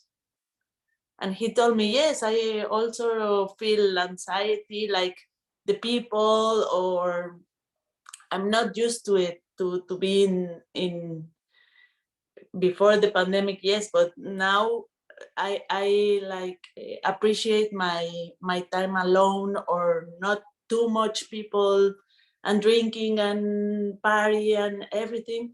So we went down and we both feel like, oh, release. And I'm trying to hear like what is my soul, my body, because my body and my soul are like not in the same place, I think. But sometimes my body wants something and my soul something, but I'm trying to hear, to be present and to reconnect. But when I hear you, it was all crazy in my mind. So I only want to share that. And thank you. Thank you. Thank you, Ellen. Thank you very much. It's something that is held in all of us, this fear. And it was also in me, you know, this fear when it happened. It's also because I was held with others and I could see it before, that it created a process of trust. And I had to really shift from one moment to the other to understand, okay, what does it mean to hold space for yourself? What do you really need, regardless of everything that is happening outside of yourself, regardless of the people around you? What do you actually need? And a lot of the time we go for the image or the judgment or the fear of being judged. And this is also very present in me, and the shaming and all of this, or the blaming, or you should be a certain way. But it didn't matter anymore, because I needed me. I really needed myself. And this was the best thing that could happen to me. And something also to understand is that aphasia is not happening like this to most people. This was my process of trust. and this was the process that I had to go through, and the energy is always giving you what you need. Some people come into different sessions and they can sleep, and they come out and they're like, I never slept like this for 30 years, thank you, because this is what they needed. Even when people think that nothing is happening, there's always something happening. So to create these conditions where you allow yourself to be whatever it means, then this is where you can really meet yourself. And so understanding aphasia, I know that this is a very sensitive subject. That's why I share about it also. And that's why I come from my own experience, because I don't think I could share about aphasia if I would just see it in someone else. I had to go through it myself to really talk about the deep space of vulnerability that I come from experiencing this. And within all of these spaces, the safety can only be seen by you and can only be felt by you. And it's really about your own sense of boundaries, your own sense of self that can really be co-created with you and the energy. And so some people don't go there because the energy knows. The energy is earth, the energy is you, the energy doesn't want to hurt you, it doesn't want to, and just for you now to experience this call and to feel this fear that is inside of you, it's so beautiful. It's showing you so much that is there, and it's asking you to see it, it's asking you to connect with it and to love it, because it's there for a reason. And we have all of these patterns in us that I had to deconstruct, things that are so old, this shame that I had in me. And I really came from shame. This depression that I was talking about was coming from a cycle of shame, of self-hate, of not wanting to it's, then you always put yourself down. And coming from fear, I was entering a space with people and I was like, okay, like looking for a threat around me. And this is not just coming from my family system. This is also something that my body is holding, because my body is very old. My body is holding the whole evolution story of the earth as well, all this information being kept in me. So thank you for sharing what is held in you. And there's a space there of allowance that only you can give yourself. This is why you only go as deep as you allow yourself to go, without having to put a boundary and without having to and I was in a process of let's go. I want to but I could never think that the energy would show it this way, through electricity, through this this language, that understanding now electricity is the language of the body also, that it's happening through us to also show us some messages that are present. Thank you.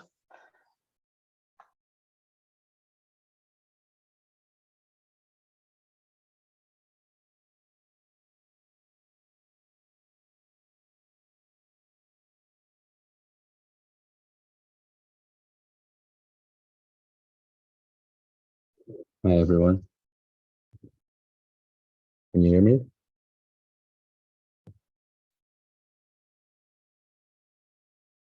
Yes, we can. Okay. Thank you, Fanny, and for the beautiful, and Ahilan and Aline. Thank you. That's something. I've been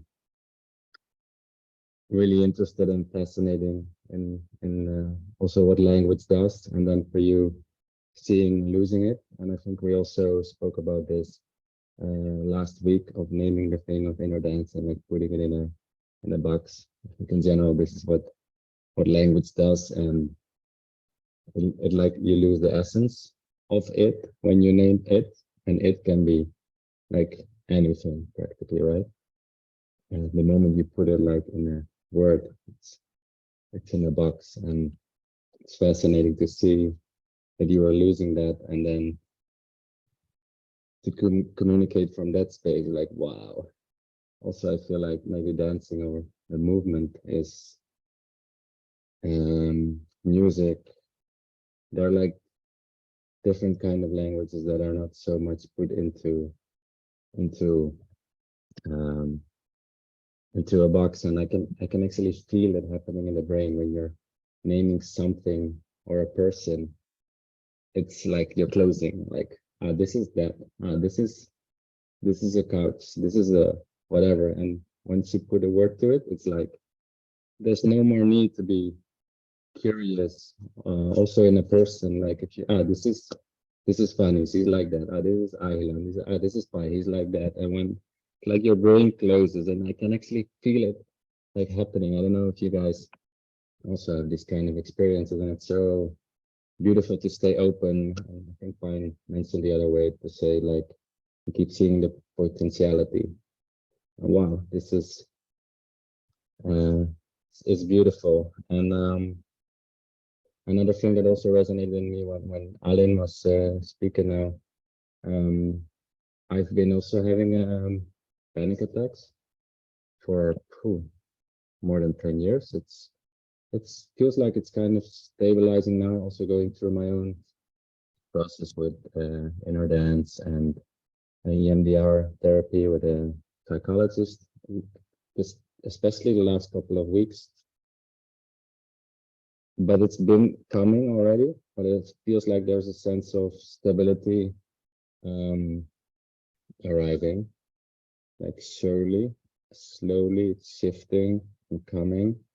And I was with Saula 3.5 years back doing the 10 days of inner dance, and after this I really felt like centered in this space, and afterwards going sort of back to working life and everything, I felt like getting lost in time again, organization, planning, and I get stressed out. And I was always asking myself the question, like, how can we balance out the two?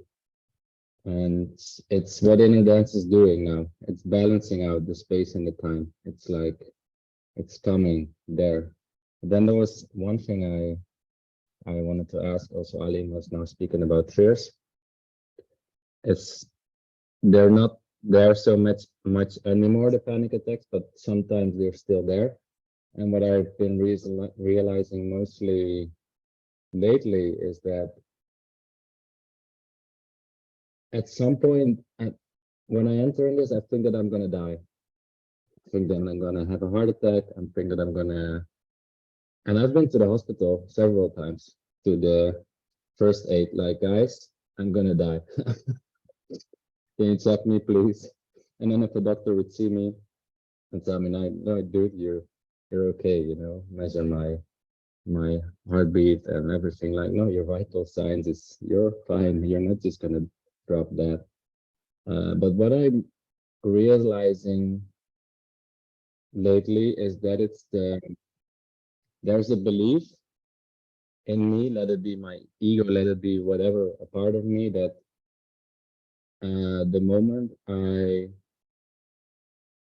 would let go, would relax, that there is the possibility of actually dying, and that I cannot know that I would not. Like, this holding on feels like this is the certainty of surviving. And what if I let go? And my granddad also passed recently, like 2-3 days before Ituli's mom passed. And I'm just really curious about what is dying then, in this sense. When does this moment happen that we pass on? Or like Islands, was your grandmother Island, or that passed away a year ago? What is this?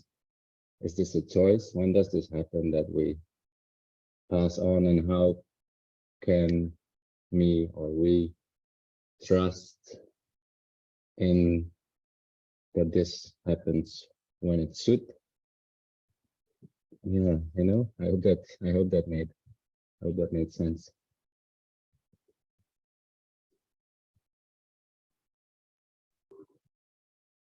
Well, this is really very interesting. Thank you for sharing from that space where we are experiencing panic attack. So it's also keep coming back in my space lately. We hold weekend immersion in September and October in Germany, and we had some people, and there was a person who went through a panic attack. Was the first time during the pandemic lockdown, and then it was when the lockdown was over. It was actually yeah, somehow there was no panic attack moment anymore, and after having experience in a dance, there was, even in the session, sometimes she shared that there was this right moment before the panic attack is coming in the session, and she felt this urge.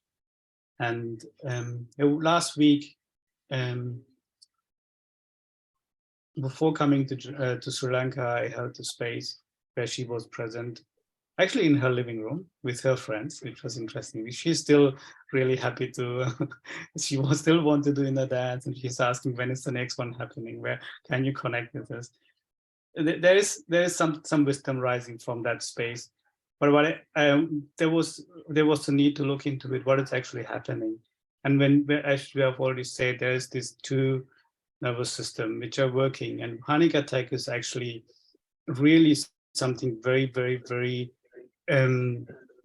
SNS going active. It is really feel like a danger. I'm going to die. It is really pushing you to give you all the energy to beat your heart strong, and you breathe very fast. And it's like, this is so strong that you feel like you don't have control over. And it can really like just something, and you feel like you're going to die. At the same time, what we could also experience is that actually there is something which is observing it, and sometimes it is just enough to have a talk. It's like you call the ambulance and you talk to this person, and you already feel, oh, it's actually calming down. There is something happening. So you don't even need to go to the doctor or ambulance. There's something happening. So like, how can we actually, and now I have the feeling that there is a different way of looking at this panic attack for this person, like from an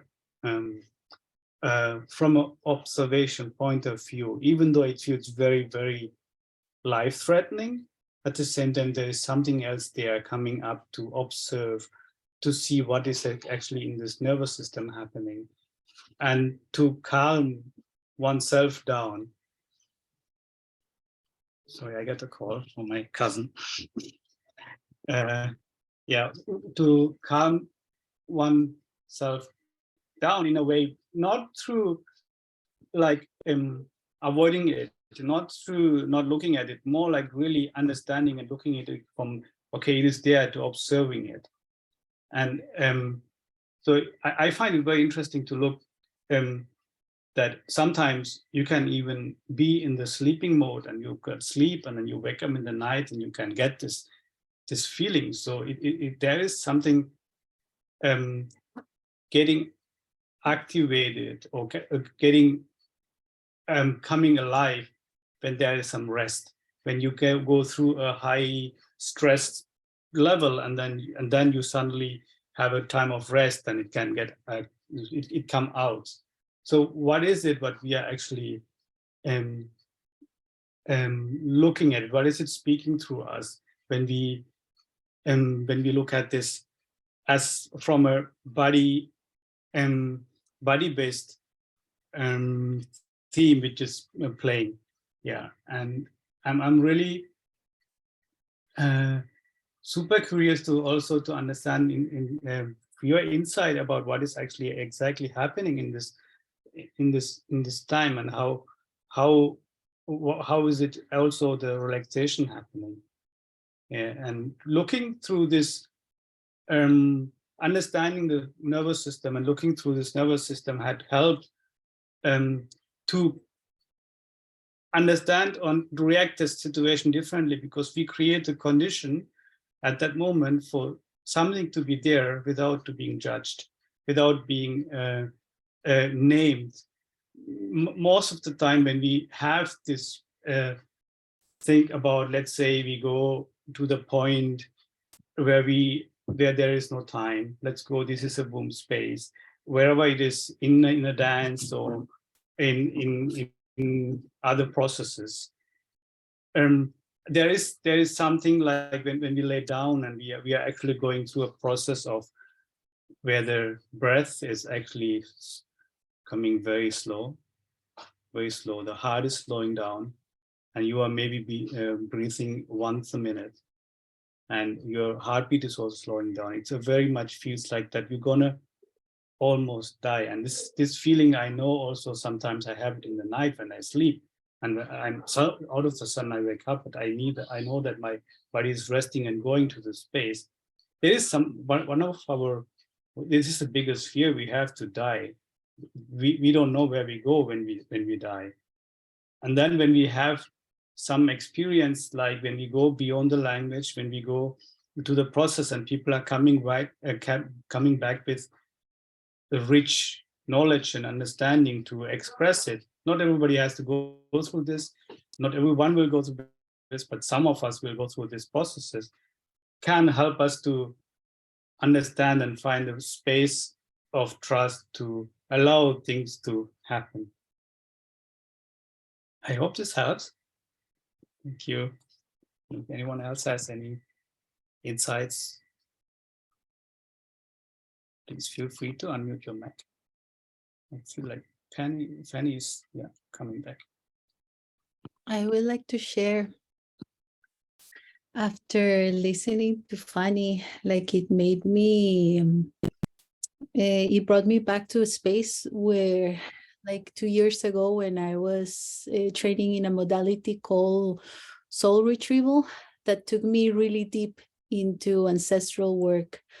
And that's when I started asking myself if, when I started to understand how the nervous system is inherited, and some of the nervous system responses that we have in the human body are inherited from nervous system response of lineages that have been carrying certain patterns, behaviors, and responses that we will have as human beings, I started asking myself if consciousness has chosen to split itself to live different experiences or emotional experiences in the pool that it is awareness through different lineages divided into the human experience.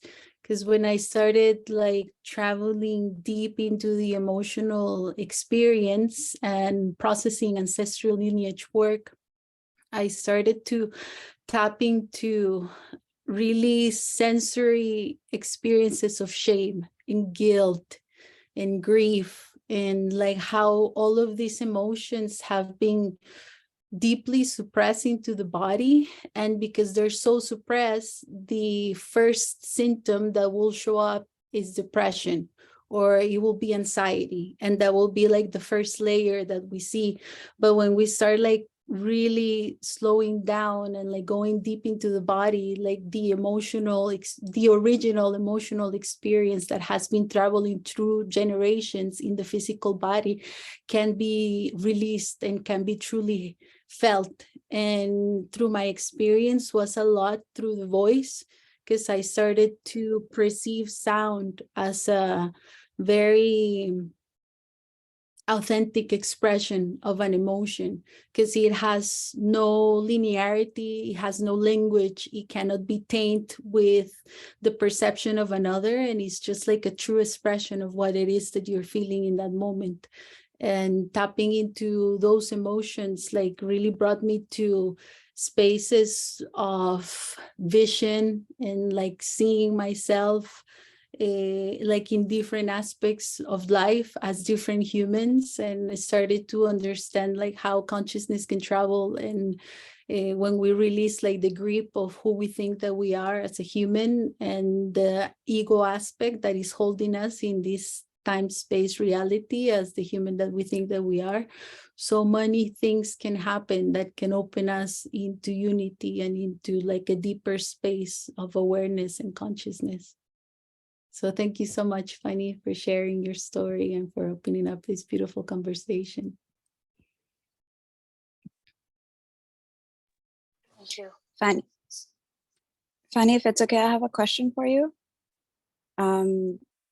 I want to ask, how is it now? And let me elaborate on that. So for the past 3 years, I've had similar experiences to what you're experiencing. I did get a little scared when you said about losing the speech, but then when you said that you can text, I was like, okay, I can figure that out with, with life. I can come up with some story and just tell them I'm a writer now. Exactly. And part of my journey, and this is where I would love, like other stories, like some kind of feedback. Part of my journey has been finding a way to merge like the 3D and the 5D, like all these mystical experiences with what is life, and also make it practical, right? Like I learned that my body like sometimes wants to go somewhere for some reason without any explanation, and I just follow it. And that's how I ended up renting this last place where I'm at, where my body just decided it wanted to go to this location, and everything happened after that. So how's it been for you? Like now that you know everything is there, God got bored, and now we're having this experience, realizing itself over and over. Like how has it been for you living both worlds? Or has it continued as much, or has it come like completely back to normal? There.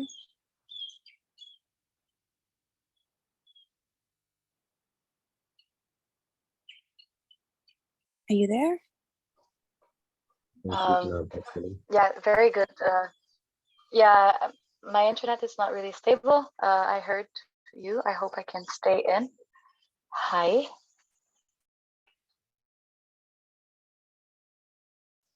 Hello. Yes, we can hear you well. Okay. Yeah. Yeah, my internet is very unstable. I don't know if I can go closer, maybe. Let's see. So I'm gonna try to go closer to the router. Oh, but then I'm not gonna have light. My God, this is when we don't have electricity everywhere. Okay, I'll try to make it happen here. Yeah, I didn't share my process of integration, so thank you for the question. In that moment in my life, actually, so much movements were happening that my process of integration just happened every day. Like I was not in a reflective space. Like I didn't consciously looked into it. I just went on with my life, and I continued to just live. I think it's through looking into the theories and looking into the story itself slowly that the integration happened. So something very interesting that happened is in May 2022, so last May, I was in Germany, and I was alone, and I was going to take a train from Berlin to Cologne. And it was the first time that I was taking a train alone since that time. So what happened is that morning, super interestingly, a friend from Inner Dance is sharing like thoughts about shame. So we were exchanging like her process, my process, and things like this, and going into like understanding shame from a place of inner dance, not just like, oh, shame is this from a structure. And she shares something, and I'm listening to her, and then I have these little twitches, but it's not something that like bothers me. It happens sometimes, and I really just see it as electricity passing through. So this is happening, and I'm like, okay, and I pack my bag, but I feel nervous and I feel confused, and I'm like, what is happening? Like, I'm excited, I don't know, but I'm just going to take a train for 5 hours. I was not going to travel or anything. Everything was quite normal. And so I leave, and then I I speak with Ahilan and I'm like, I don't know what's happening, but there's still something happening. And I feel it's the same thing as last year. So I just say this. And then I go into the train and the context is different. I'm actually not in my country. I don't speak the language. The train was full packed, full of the German people around me, which I don't understand. And then I was really laughing about it. I was like, okay, this is just asking me again to trust whatever is there, because it cannot be, it could be worse, but this is another level of wanting me to trust. This is the energy showing me in my face, hey, are you really trusting actually? What are you doing? What is really happening at the moment? And so I was the train and I was having these like little twitchy thingy, and then the girl next to me, at some point I'm like looking at her, and she was literally like this the whole time, just like watching her phone. And I was like, she's not even noticing whatever is happening. But I didn't feel any fear. I didn't feel any, like, I was really allowing it. I sent a message to Pi like, okay, this is happening, maybe I go aphasic again, I'm okay with it. And I didn't go aphasic this time. I had the epileptic moments, and the funny thing is, Ahilan comes pick me up, and we had to go to the grocery store, and I'm like, yeah, let's go. So we go to, first we had to eat, so I take a plate, and then the plate is moving like this, and I'm like, can you hold my plate, please? She's like, yeah, I make your thing. So, and then we go to the grocery store, and I'm holding on the cart, and my legs are really like not following. I'm like my legs are just like this, my feet are just not there, and I'm like, okay, whatever. Like, and then I'm like, so do you want to have pesto? What do you want to get? And I turn around and he's just there filming me, and I'm like, stop it, like just stop filming me. Like, so it was so light, it was so funny, it was just so like, this is normal. If we look at all the people that experience this in their life, why do we make it so unnormal, so much fear? Because we actually don't know what it is.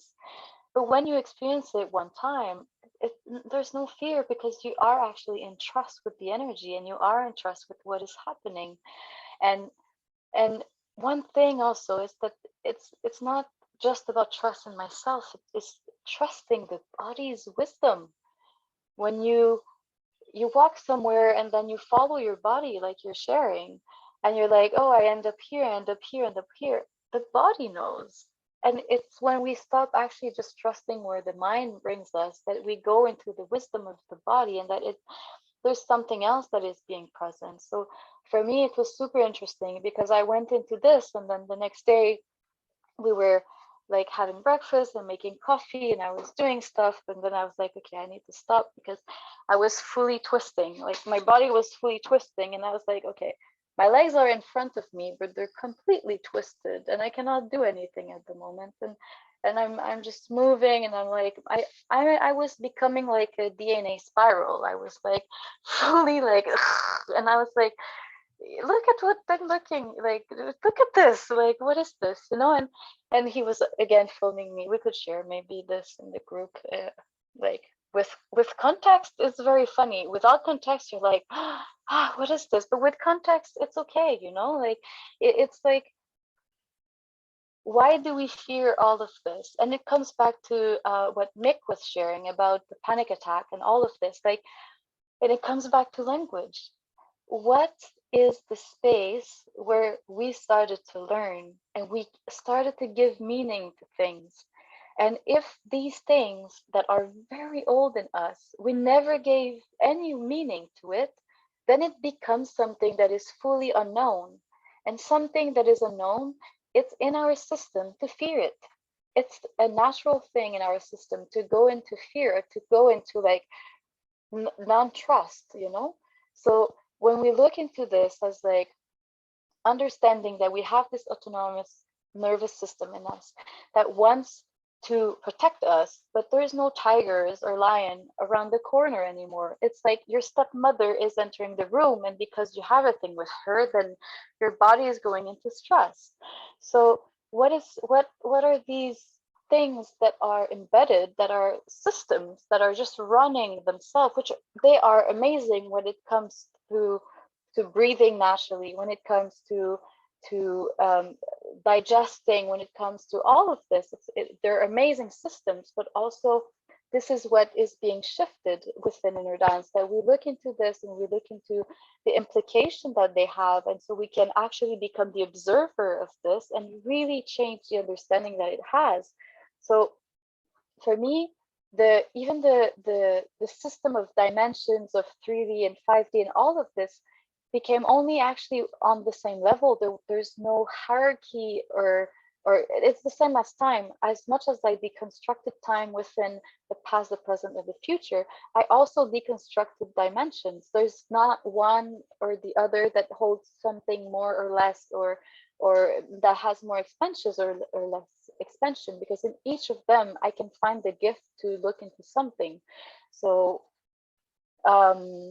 my process of integration was to experience myself 11 months after going through so much things in my personal processes, like on different levels, to see that this is happening. And after the twitching in the morning, I was still going into something, and we had different chat with Pi at that time. And then I ended up just going into a process without music or anything. And then my body was releasing something, and I could feel that my brain was going into something, and it became something familiar, something that I'm actually now comfortable with. And it still happens sometimes that I have like this twitch in the neck or in my, like, oh, okay. And like I go into something, and it's, and one of the super interesting thing is that I went fully in flow. Like I was coming from a rigid controlling part, like in my before inner dance. And then I went into fully a flow, like I was traveling, I was never knowing where I was going, and I was fully in a flow. And now what is happening, also how I can share with you, is that I'm in a process of restructuration, of going back to structure, but not in the way that I've been holding it before, in the way that the structure is actually good. Because I was like repulsed by structure. I was like, no, I'm not going back to this. I cannot take an appointment with you because I don't know how. And now I'm actually looking for it. I want to have more structure. It's needed for me. I can see that I want this, but not from the perspective of just being busy, or from a place of being, and not from a place of doing, a place where I can still be in flow, have a flowy structure, like I say, or structured flow, which embody actually both. So thank you. I hope it answered. If I can share something in regards to the energy, what I've been doing, I give it time and space. Otherwise it accumulates, because for me it feels like voicemails, when you don't check your voicemail and then you have 300 of them, and then like, where do I start? So I give it time, like and space. So I open container, and I also have I work with medicines, so I have sessions, and in the sessions I can explain when I mean, obviously it's a story, right? But when I let the divine flow through me, my personality changes, my body can change, my voice changes, like the sound. So I give all these explanations ahead of time. So when I start looking a little, twitchy, it's like, oh, okay, it's just energy passing through me, and everybody knows to expect that it's normal of the container. So the more time I've given it to open the container, let all this information go through, and then allow myself to, flow however it needs to flow, no matter how it looks, then it's more manageable. Because if I let it accumulate, then it just catches you by surprise. It's not. And yes, in terms of control, I've gone back to that too, like a process of conceptualizing in a way that is almost like building a children's book, like a spiritual children's book, so that you can have conversations with people in a way, like if you were to build children's concepts of the spirit of divine, and understanding that things change. I make a calendar, I plan things, and if they change, they were supposed to. I was not supposed to be there. And that's it. For me, that's how I found architecture, like not control, it's not the word, but like somewhat of an order, of knowing that the order is being created by something else. I'm just the puppet here going like, okay, well, we'll do the schedule for now and see what happens. That's it. Yeah. Thank you. Hi. So Fanny, thank you so much for your story. It's been an eye-opening, and I felt it quite deep as well. And I can empathize with a lot of what you were going through. And I just really wanted to share something that I've experienced since we started this intensive.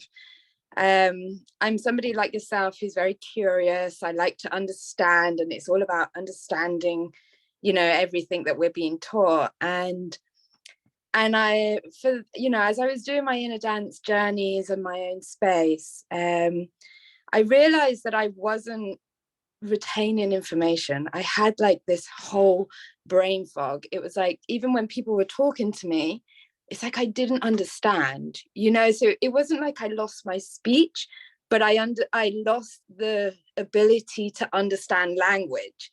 And I was getting really frustrated because I was sitting in these like Zoom calls with Pi, and I'm like going, but I know that the terms, I come from neuro nursing, so I understand this, but I don't understand it, and it was just sort of, and I was getting frustrated with myself. But then I realized that actually when I'm in the journeys, I'm feeling so much and I'm enjoying the different feelings, and I don't really have movements, but I feel, and I felt like, okay, well, don't try to understand, just feel it. So I just kind of wanted to share that with you guys.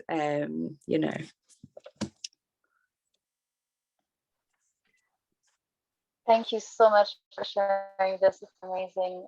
So I shared about the Broca's area, which is the area in the brain that is responsible for language or speech production. Aphasia has a lot of different levels that can be also experimented within a session of inner dance. Sometimes you can come back from a session and you actually don't have the words to share because you experience so much. So you come back and you're like, yeah, okay, and you actually don't know where to start. There's kind of like not a chronology into the process. Sometimes there's no stories. So you're like, but how can I create the story from this? Another part of the brain is the Wernicke area, which is responsible for language comprehension. So it's kind of another type of aphasia, which is like, there's also different levels of aphasia. And where also this happened to me before I went into the non-language part, that I love to learn and everything. And I was listening to Marshall McLuhan's, and we were going into deep theories, and I was doing more research than what we were going through in inner dance. And it was like university level kind of lectures, which I'm kind of used to it, but I was like, what, let me stop. And I had to pause and I had to write down the word and I had to research so many words that I was like, but I'm this word, why don't I remember this? And then I had to map out again, like a lot of words that I had to, yeah, okay, but this one, okay, this means okay, this means this, and then this means this. And I was like, yeah, but why do they talk about this? There's no link in between. And this is what is being explained within the code and the context.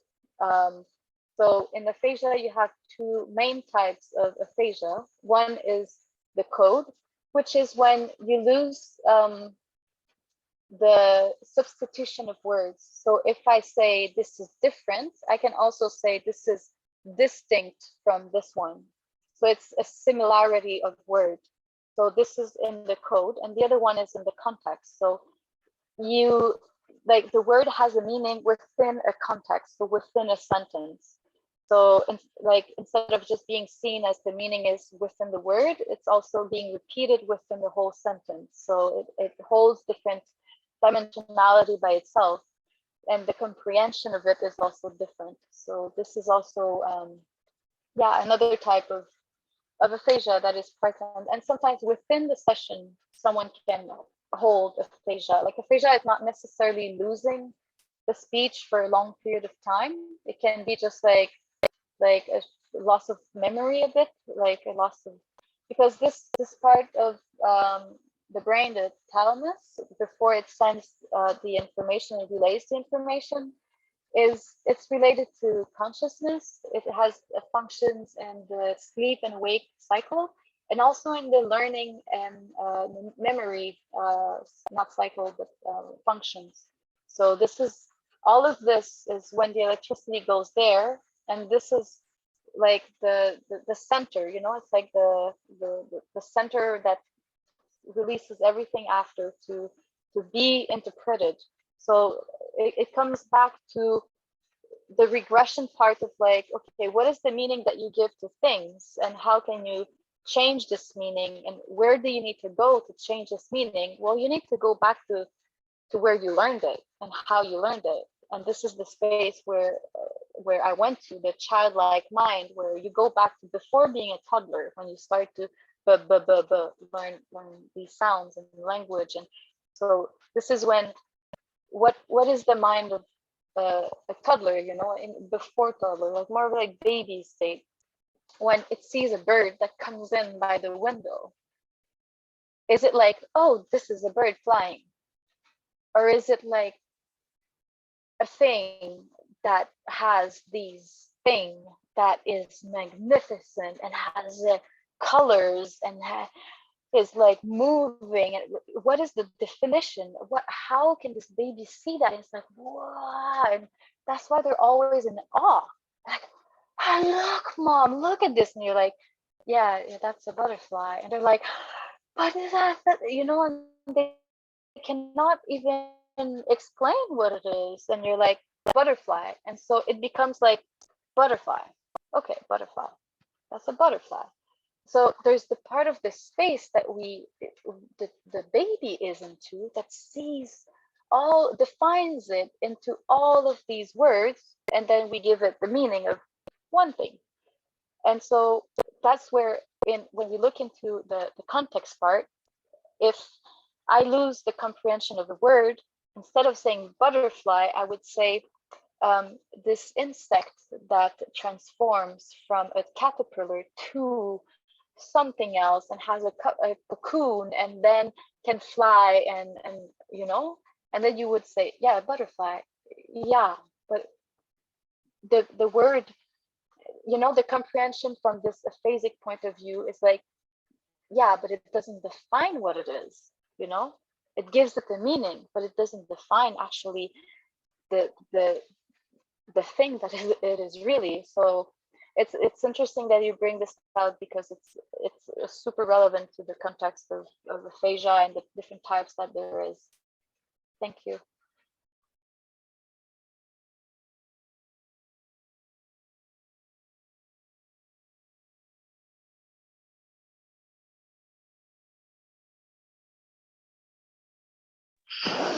Yeah, thank you, Fanny. I try to speak English. I hope that you understand.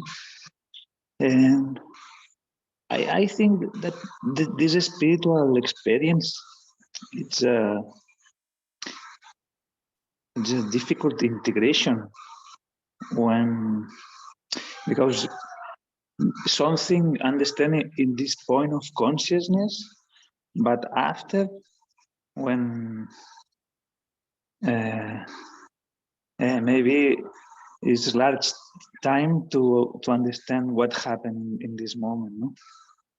And it's the mind, normal mind, it's difficult to understanding, no? And I thinking when I listen your story, I have a one experience 8 years ago, and in the spiritual process, very hard spiritual process in unity state, that there are a visit in front to me, a one being, and I look the being and feel that not is an angel, not is a light being, and I speak with this being and say, which is you, no? and the being says me, I am you of the future, and I speak with you something. And this being, this part of me, of the future, start to speak and explain something that important for the last years life.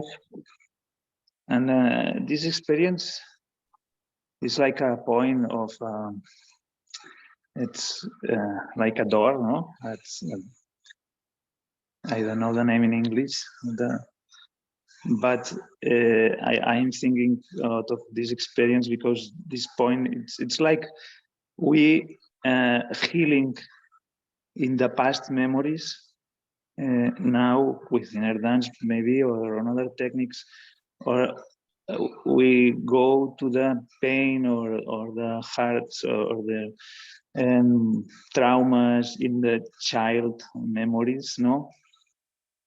And the present, no? The present go to the past, but in this experience, I looked at the future come to the present also, no? And it's this multidimensionality. It's very strange to the understanding with this mind, no? Yeah, only sharing because it's a space of the mind. It's very yeah. It's all is possible. A lot of things is possible. I don't know if this. Yeah.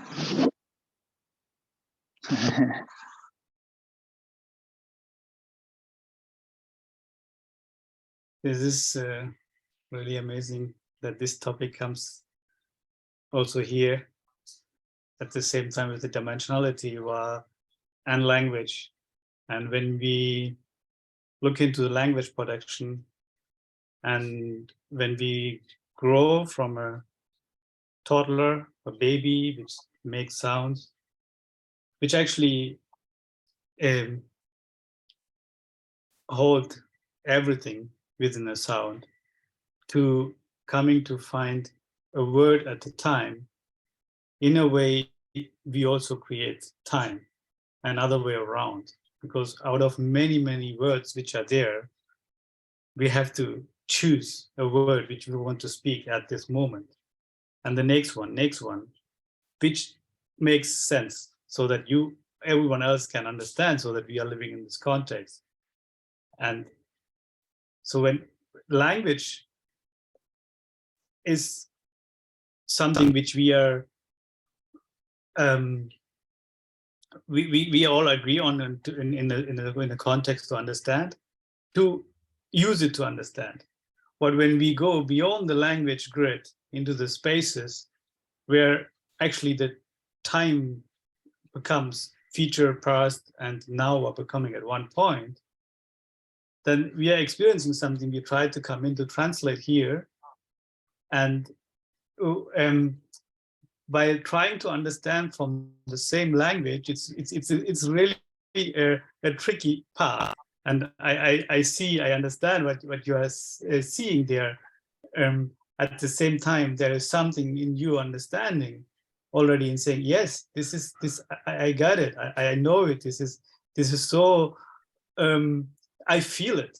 And this is a knowing coming from a space, not understanding through the way how we would understand, how we have learned to understand the world and to perceive the world, but there's something understanding it.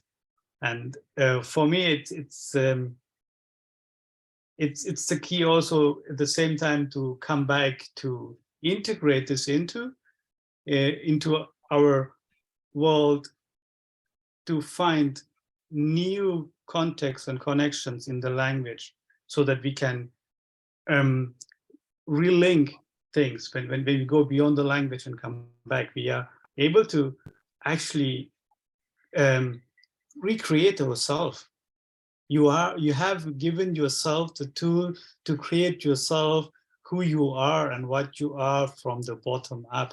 Suddenly, all the experiences you have been through since the baby has somehow created from you, but also from external influences, and you knew a lot.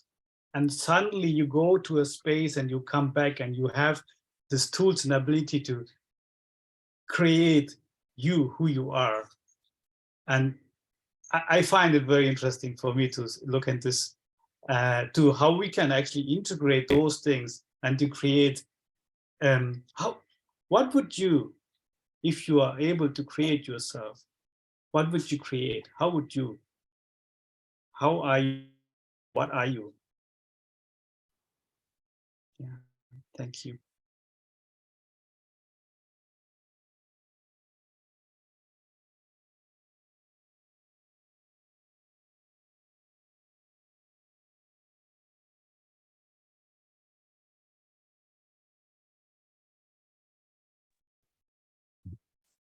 Funny one thing I'm really curious about, you were mentioning a bit about the reintegration part, the integration of it all, and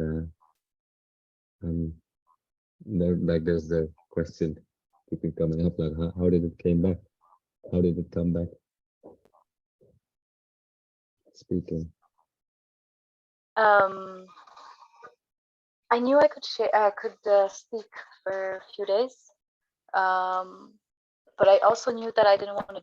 I wanted to have a transition.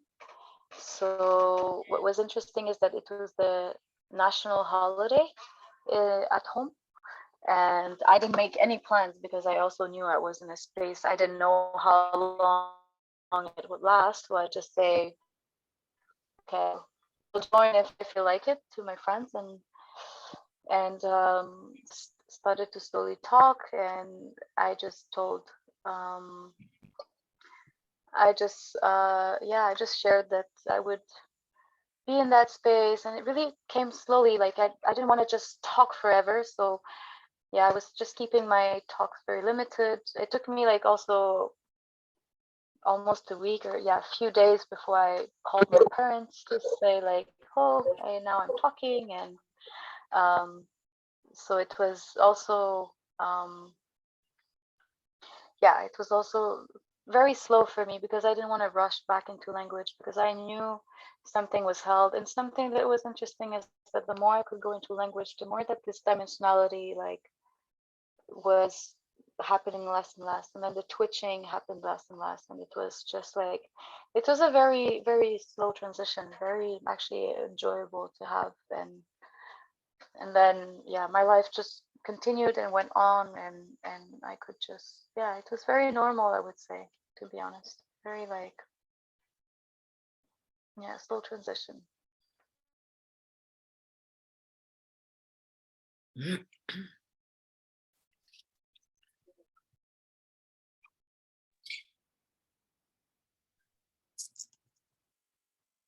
I have a kind of like a different question. Have you guys noticed, I mean, I don't know if this is even possible. Have you guys noticed how like this energy of inner dance kind of is like, it's its own human in its own way? Because I was thinking about like how we like, going back to the womb, going back to the center, and inner dance, when Pi started, it was like the womb space where everything started birthing out of. And then you had, the different modalities birthing out of it. And I'm kind of noticing how, if you start looking at if you put it at the modalities in a chronological order, you see how they almost resemble, the different stages, right? Like when you of development, like when you have like the spiritual ego on one side, when you have like the manly ego on the other side, or like when you start to begin to have like consciousness, or become even more mature, more grounded, or however. It feels, my question to you guys is like, have you felt how this energy has evolved or almost matured on its own, and how it shows up represented in different ways? Or not? I don't know, just asking. I think on a personal point of view, I do feel like there was the maturity within inner dance through not giving it a structure, but to understanding what is its own structure. So when inner dance started, we could talk about energy, and there was no like understanding of really what it does to the body, what it does to the brain. There was also no music. Then what happens when you bring music in? So I think through, and all the studies from inner dance come from the sharings, come from the experience of everyone. And so what is interesting is that, you know, when we go into an dance process and we share afterwards, all of these things that were coming back, that people were experiencing the womb, and then people were birthing themselves or being their mother birthing themselves, and then, you know, like all of this happening, then these like sharings became a subject to study, and then this subject to study became a structure. And this is how we ended up creating the mandala, where like each color represents different theories, and they hold something that can actually bring a container to the framework and the understanding of it, while at the same time allowing, just without containment, the energy to be. And for me, it's been more and more like earth, you know, the energy of earth. Like there's different levels of and different stages that the earth is going through, and at some moment something is birthing, and at some moment something is dying. If we just look into seasons, this is the same that is happening. So I think inner dance is always evolving, it's always changing, and the way that I describe it today is not going to be the same way I describe it tomorrow, because it's so related to the process that is happening in the moment. And yeah, that's what I would say. I don't know if I Thank you so much for that. Yeah, this is really, I like to look into this, especially from, I mean, there's many layers in this question. And one of the layers where I would like to look into this, to look into the evolution of the playlist, the sound, which already holds a lot of cross-referencing to many other evolutions in human history or even planetary history.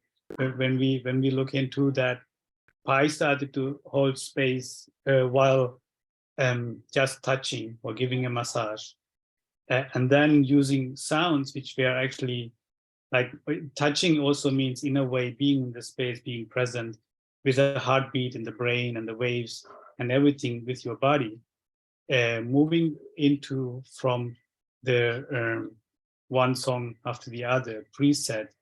We're actually, through the sharing of people, we discovered that there is an REM circle in it.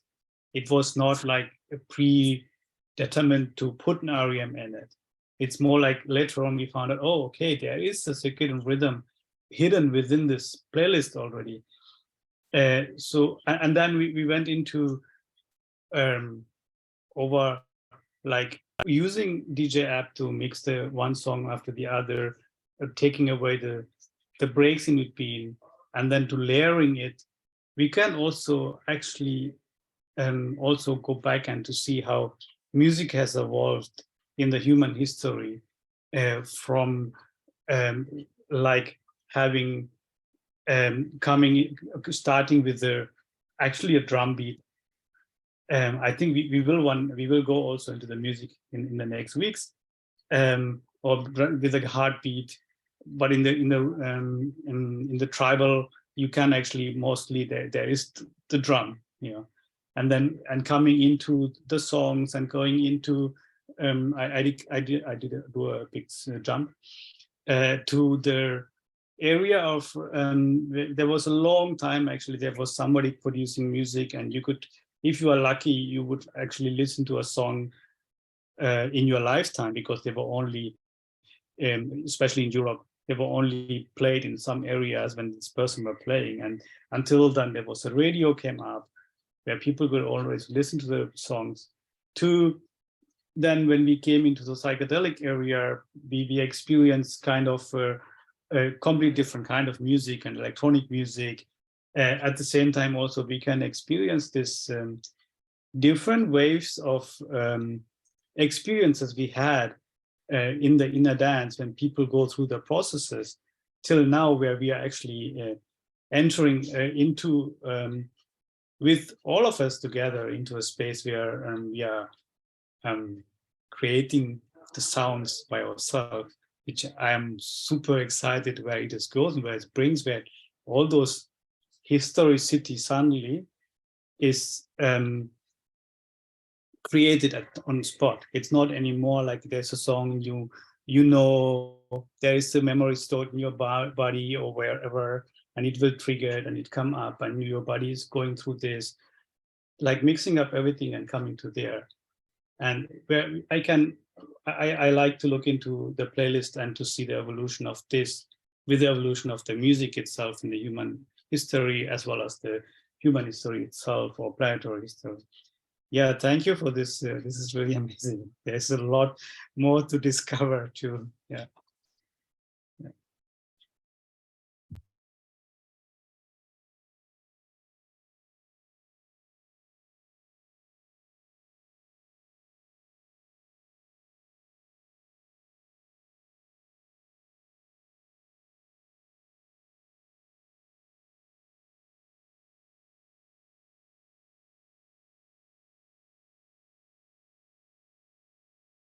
I have a question.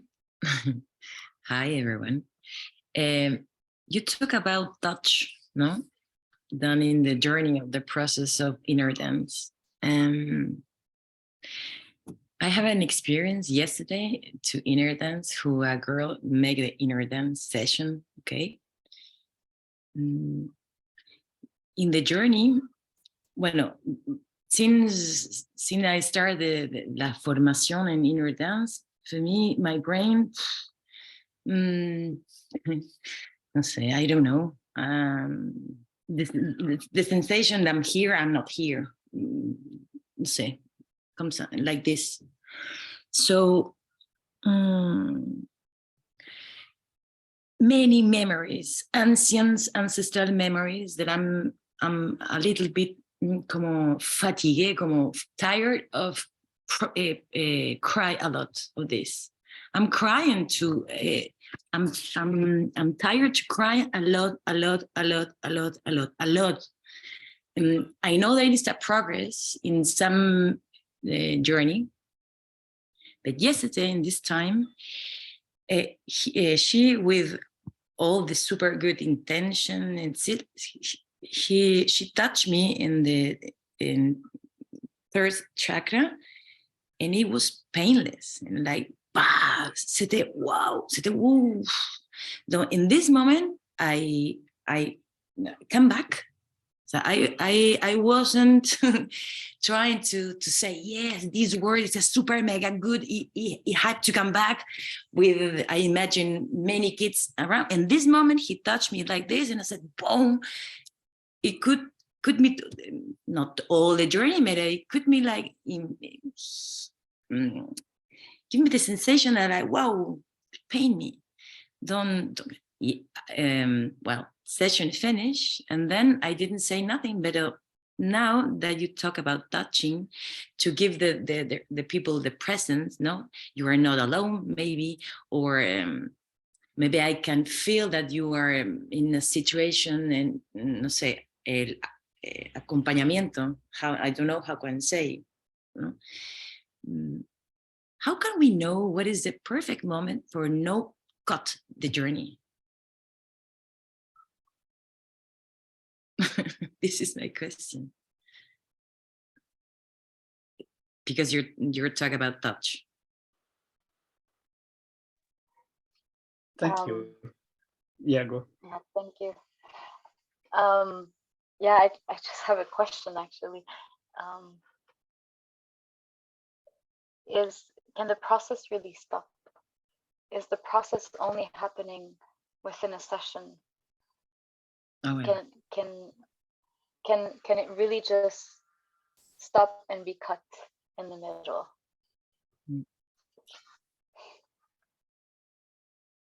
Okay. But for you, it's the right moment, no?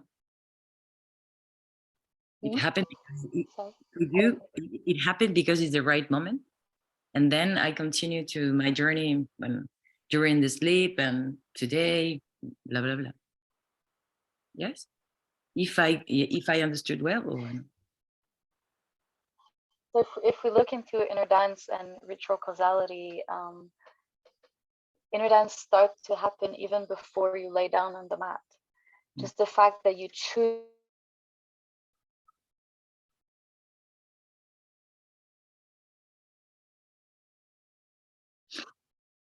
I think Fanny is The unknown and other reconnecting. dimension. So now she's back. Hi. Sorry, my internet. So I don't know what you heard, but to allow yourself to go into the session and to allow yourself to just lay down and to trust and to have this courage to go there, knowing that you're completely going into the unknown. You don't know what you're going to experience. By itself is the inner dance that started way before. And so even while sharing, when we after a session say look into your dreams or look into, the ripple of inner dance can happen way after the time it actually started.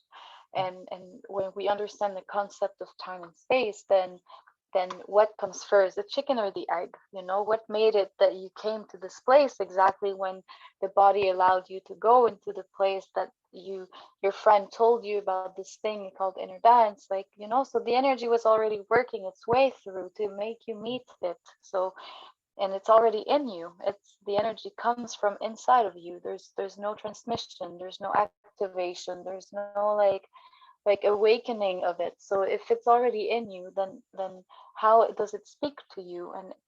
And does it actually just stop itself? Does it just go to sleep? It's like, oh, now it's my time in the session, and now I go to sleep because I'm out of the session.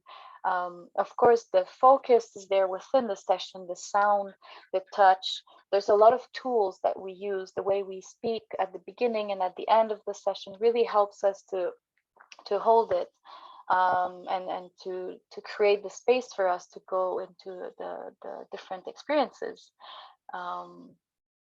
Yeah, but how come we do a demo and this is happening? How come I go into these spaces when I was not into it? So inner dance, the more you do it, the more it becomes something that is really becoming present in your daily life. And if even you experience this kind of confusion, or I'm here, I'm not here, well, this is also for me an aspect of inner dance that is being played, being present. Yeah. Thank you. Very good question. Merci.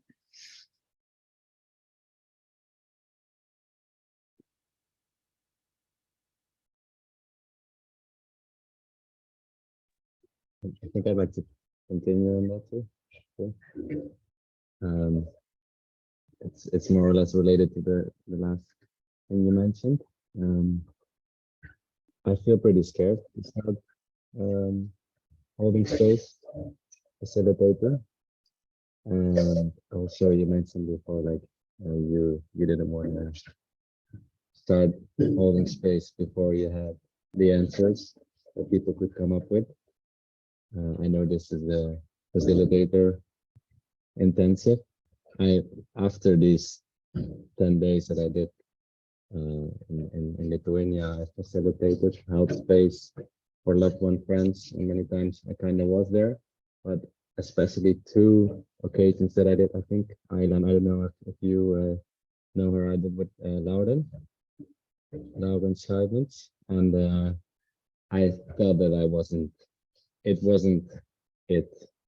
It was coming from a place of wanting and not from a place of coming. And it was just, not that it's necessarily bad. I mean, whatever, things can come, but it was not from inner dance. It was So yeah, how to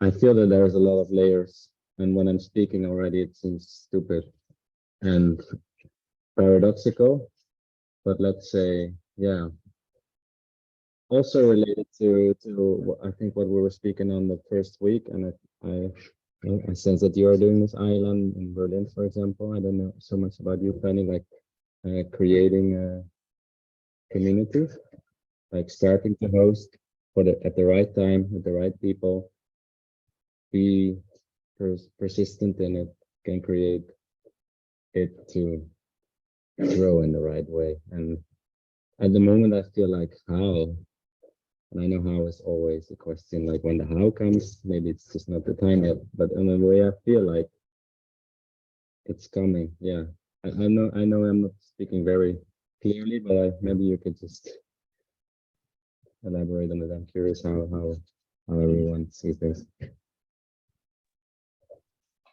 Yeah, there's many layers into what you're sharing. I think I can relate as I think for me at the beginning when I wanted to share from a space also of knowledge and wisdom, it's because I was not fully coming from my own trust. And there's something also that I didn't want to go, like I never did a training to facilitate. I like for me was my way to just go deeper into my own process, because this was the space that I was into. And so, like I shared also at the beginning, I was really guided through inner dance to finally become a facilitator, to hold space and to hold immersions in Europe as well. Like we did 10 days in France, and we do weekends also in Germany. And so what is interesting for me is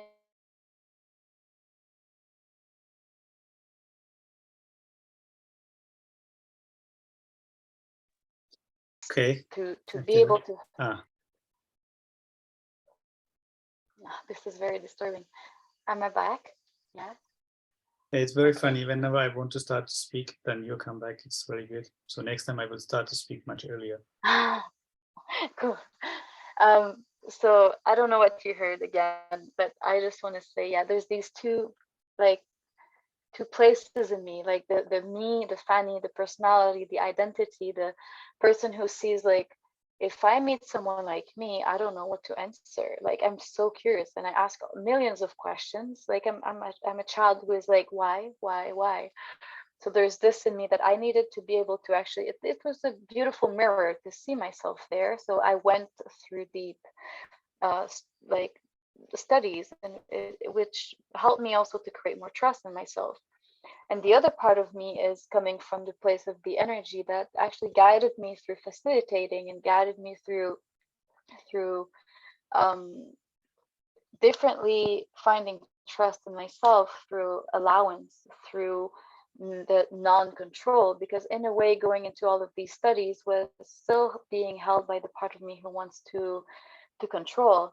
But something for me, every time that I was entering a space from the beginning where I never knew what to do, I was like, I don't know. And I was asking questions, how am I supposed to touch? What is this? And then it was like, the answer was like, it's intuitive. And I was like, yeah, okay, but what does it mean? And so the more I was going into it and the more I was experiencing it, I really felt like I every time it's an experiment, even today, that I go into the observer and I see, like, my body is attracted to this. Even sometimes I'm in the space and I, like, in a flash, I see where I see in my mind, like, vision that where I'm gonna touch that person in 1 second. And so I just turn and I go and I touch there and I feel a little bit like a robot, because I'm like, oh, I see this, I go, and I'm like, oh, but this is really the energy that is guiding me through. And it's like really just showing me. And it's called intuition. It's without having an agenda. And I think the moment you hold an agenda, the moment you try, and I experienced this as well at the beginning, I was learning about some chakra points and like Chinese things, and I was going there. I wanted to learn, and then I was like, oh, if I touch there, it's gonna do this, and nothing was happening. And for a whole session, I felt frustration in me, and I was like, nothing is happening. And people were sharing, like, I was like, and then it clicked for me. I was like, I cannot have an agenda. I cannot come from Fanny. I need to come from the energy of the embodiment of the energy if I really want to go into it. So I hope it helped. Thank you. It's a good question. I think I would like to speak to it a bit. Where this is, it's really touches many layers. And so when I met this energy, and within 6 months, a lot happened in my life, and everything kind of was broken and shattered. And also at that was the time also I met Pi. And when I come back to Germany, I would sit in a cafe, and I also, before I met this energy, I quit my job. And in a way, something was right now, I can understand all those dots which are connecting backwards, what actually it has created to open, or me, whoever it is, has created to open the pathway, the doorways to come to meet all of this and experience this.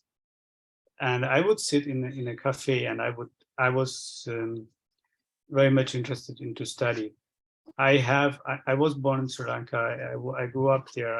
I speak Tamil, a language which is very context sensitive. And I moved to Germany, and I start to learn German, and this is it's a law context, and which is very thought based, like very logical, very prefrontal cortex. And my brain in a way is also somehow understanding this, but also want to understand what is happening. When I would sit and study because I wanted to understand, at the same time, people would approach me in the cafe and ask me what I'm doing, and I would explain them. And within, I don't know, half an hour, we would talk about something, and I would end up in the living room holding space for them, for the people. So it was not even my choice, but it was my choice.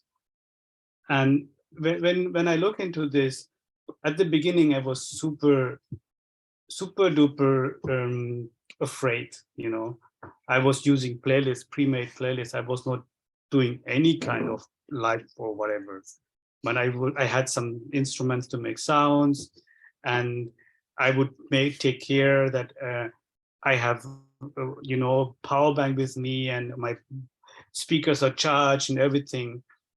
And I really want that it is working well, and I want to hold on to the music which is giving me trust. And then one of my very first one-to-one session I had in Thailand, in Kopangan, I charged everything, and I went there, and after half an hour, the whole speaker didn't work. And I plug into the power system, and I took another 10 minutes. And then it was a power cut. And I was really going through a lot of things. You can imagine when you are, relaying onto the music, and suddenly the music is not that what is actually there anymore. I had my own process. And afterwards, when we came back to share, this person who was laying down had a beautiful process, and for her, it was part of the whole process. So for me, in a dance is, and for her, it was like this was important part of the silence being there. So, and this is also about touching and having a pain or experiencing pain. It is, and also sometimes you touch just like very simple, and this can be super painful for the other person.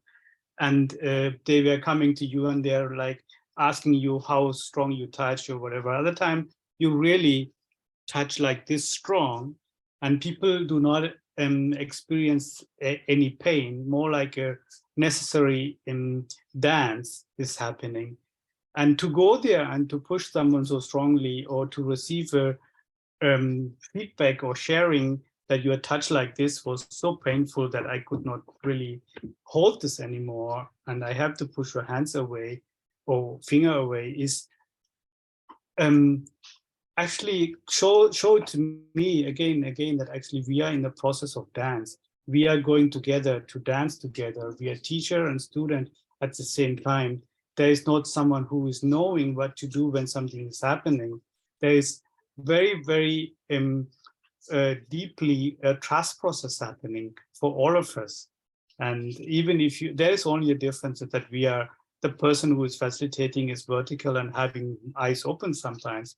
But apart from that, there is mainly, the same thing happening. We are all in the same space. And even though if there are people who come with a agenda or whatever it is, I think this is also part of inner dance. I think there is this process of opening happening for those people, or not for those people, if in this layer too, that there is something, you know it when you go through by yourself with an agenda and you go there, it's not happening, or it's like there's some feedback happening or whatever, and then there is something observing, realizing you have the possibility of feedback. Inner dance is a feedback system. It is a mirroring system. It is mirroring you where you are at or what is happening to you. So you cannot set up a rule in inner dance because it's going to break the next moment when you set up. There's a deep processes for oneself and for the collective and for the others to trust. So thank you so much for trusting yourself and being here. Yeah, thank you.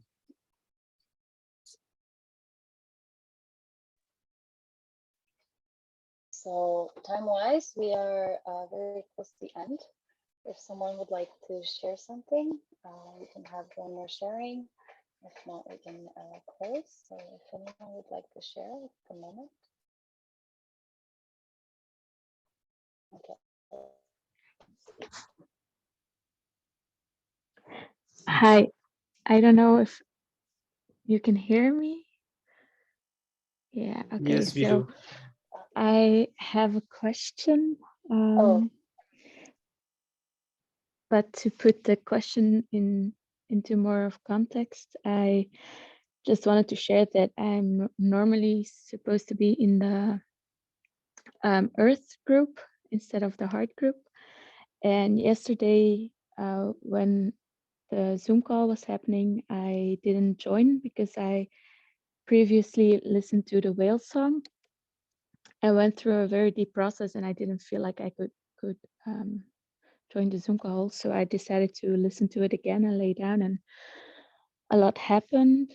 I went back into the womb and I felt like all these feelings of wanting to die, wanting not to be there, wanting to disappear and vanish and just not exist, not be, not become, all things like that. And then I shared this a little bit in the group, and everyone was talking about the Zoom call, about shame and everything, and all of that came up. And I felt like it was everything I needed to hear to clarify everything that felt very confusing to me. And listening to this Zoom call, I now have this question because Fanny, when you were saying that you went through this deep depression that had to do with guilt and everything, with shame and things like that, I feel like I'm in this process for a long time already, and every time I have this thought that, wow, I went so deep, I didn't think I can get any deeper. Like this new layer comes up and it goes deeper and deeper, and now I feel like, holy shit, it's even going back into the womb, like it's even there. And I was just wondering, in your experience, like maybe it sounds stupid, but does it ever stop, or is it like this lifelong process where new layers of shame and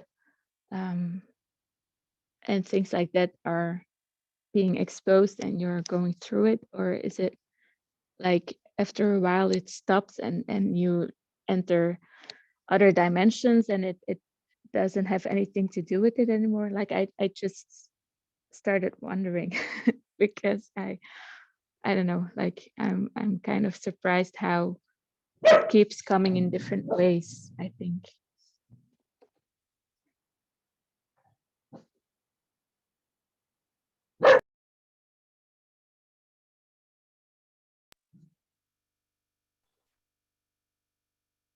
So thank you for sharing. Unfortunately, my internet went down, so I didn't hear your question, but I heard most of your sharing. So can you repeat your question, please, while I'm here?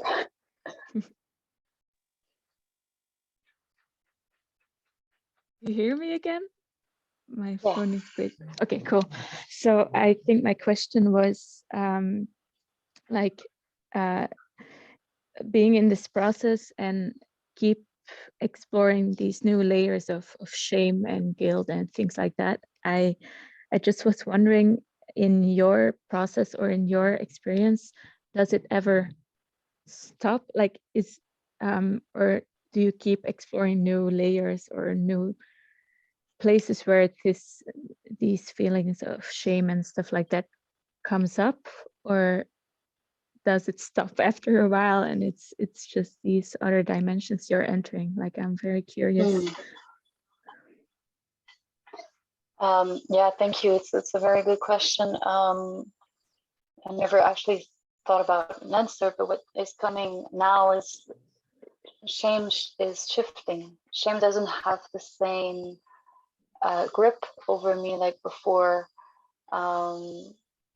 I can feel shame and then I can understand the message from it. It's like shifting any other emotion into something that is actually holding you and supporting you and giving you a message. So when I feel shame, when I feel that I'm actually putting myself down, this is a click for me to be like, oh, what is happening? Why do I keep putting myself down? What is it that I am perceiving in this space? Is it actually true? Is this person doing whatever, or is it me projecting something? So shame is becoming a tool, and it's allowing me to keep a space of humbleness, keep a space where it's reminding me not of my smallness, but of my humanness, where I can just stay in my human. And it's not that I don't have an ego. I do have an ego, and I do have, like, I'm human in that sense too. But it's a space of humility. It's a space of so it's shifted. Of course I still feel shame, but it doesn't have this heaviness on me where I feel like I'm being very, like, small and short, and it's better for me, definitely. Yeah, I shifted the cycle of shame with a cycle of being more proud of myself and who I am, and allowing myself to discover my identity also. Thank you. I think there's something to look into the, as Fanny mentioned, about the emotions we perceive, and what are those systems of interpretation we used to look at an emotion. And when we look at fear, and when we are afraid, then we are actually almost not able to anymore to look at the fear at itself. But when we can, like we went through shortly about the pain avoidance model, where when we are able to look at the fear without being scared, then we have the possibility to look at it and to see the power behind. Actually, when the fear is present, then actually our body is able to do things which usually we are not able to do. We have heard many wonders of people able to lift a car or whatever when there was something like an SNS was active, full on, and when your heartbeat was really going high. And similar way, when we look at shame is also something which we have experienced in our life again and again, as something when we did something like, even look at this world right now. I mean, we were ashamed to eat with our fingers. You know, we have to eat with our with a fork and knife. I remember when I moved to Germany when I was 13 years old. I was living in Sri Lanka, actually almost in the jungle. I didn't have a fork and a knife, and I couldn't eat it. And when I came to the school and I was eating, I was really eating like this, no? And I was 13, and you can imagine how 13 years old teenagers are with you. Yeah, so it was really like but in my system where I was coming from, this was not ashamed, but this was ashamed here, and that is actually we are taking it in, and it's not like there is this difference between guilt with project and shame. Like something is like you are or projection, some projection is somehow related to guilt, and unloading something onto yourself is connected to the shame. When you are able to take other people's judgments or whatever you want to call it on yourself, and when we are able to look into this without being ashamed and to see the power you hold within yourself to take the whole world's judgment into yourself, can you see how much power you hold? Can you see the superpower of shame you have? So, and I think using all the system of interpretations we hold within ourselves are really opening ourselves to put on the table and to look at it, each one of it, to see how, in which system of interpretation do I use right now, and what is it actually holding in the context, and how much of that is in a way actually creating the reality I perceive right now, and yeah, this whole thing helped me actually to understand even my imprint growing up in a shame society, or like a less guilt society, to understand also that actually when you come from the East, you feel small when you grow up in the West. You feel like you don't have this feeling like you want to go and you want to be in the front and you want to be the person holding the thing, whatever it needs to be held. But at the same time, you are giving the space and creating the space for other persons to be there. And this in a way felt so disempowering when I was using the system of interpretation of being there, not really valuable, but seeing that there is a different way of interpreting and remembering back to my roots helped me to see the value of it and the power actually we all have. At the same time, everything else we can look into the different system of interpretation. Yeah, I hope this supports, helps in a way to somehow relate to your sharings. Thank you.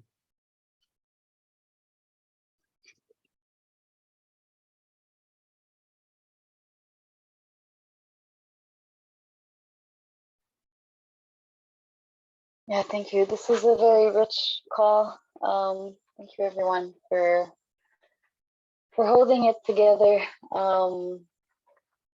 Yeah, these topics are present in all societies and all cultures, and especially when we look into aphasia and epilepsy, it holds a lot of like judgments, and also shame can be present. And there are also two concepts that are quite misunderstood within the scientific point of view. So this is something very fascinating. I feel that Inner Dance is coming up with this different understanding that really bridged the East and the West together to really have an Eastern way within the more like spiritual way, and the Western way within, also including like linguistics, psychology, and including different like biology and all of these sciences that really come together to explain a whole system that we are in and we are like every day going into and having actually not that much knowledge about what is actually truly happening.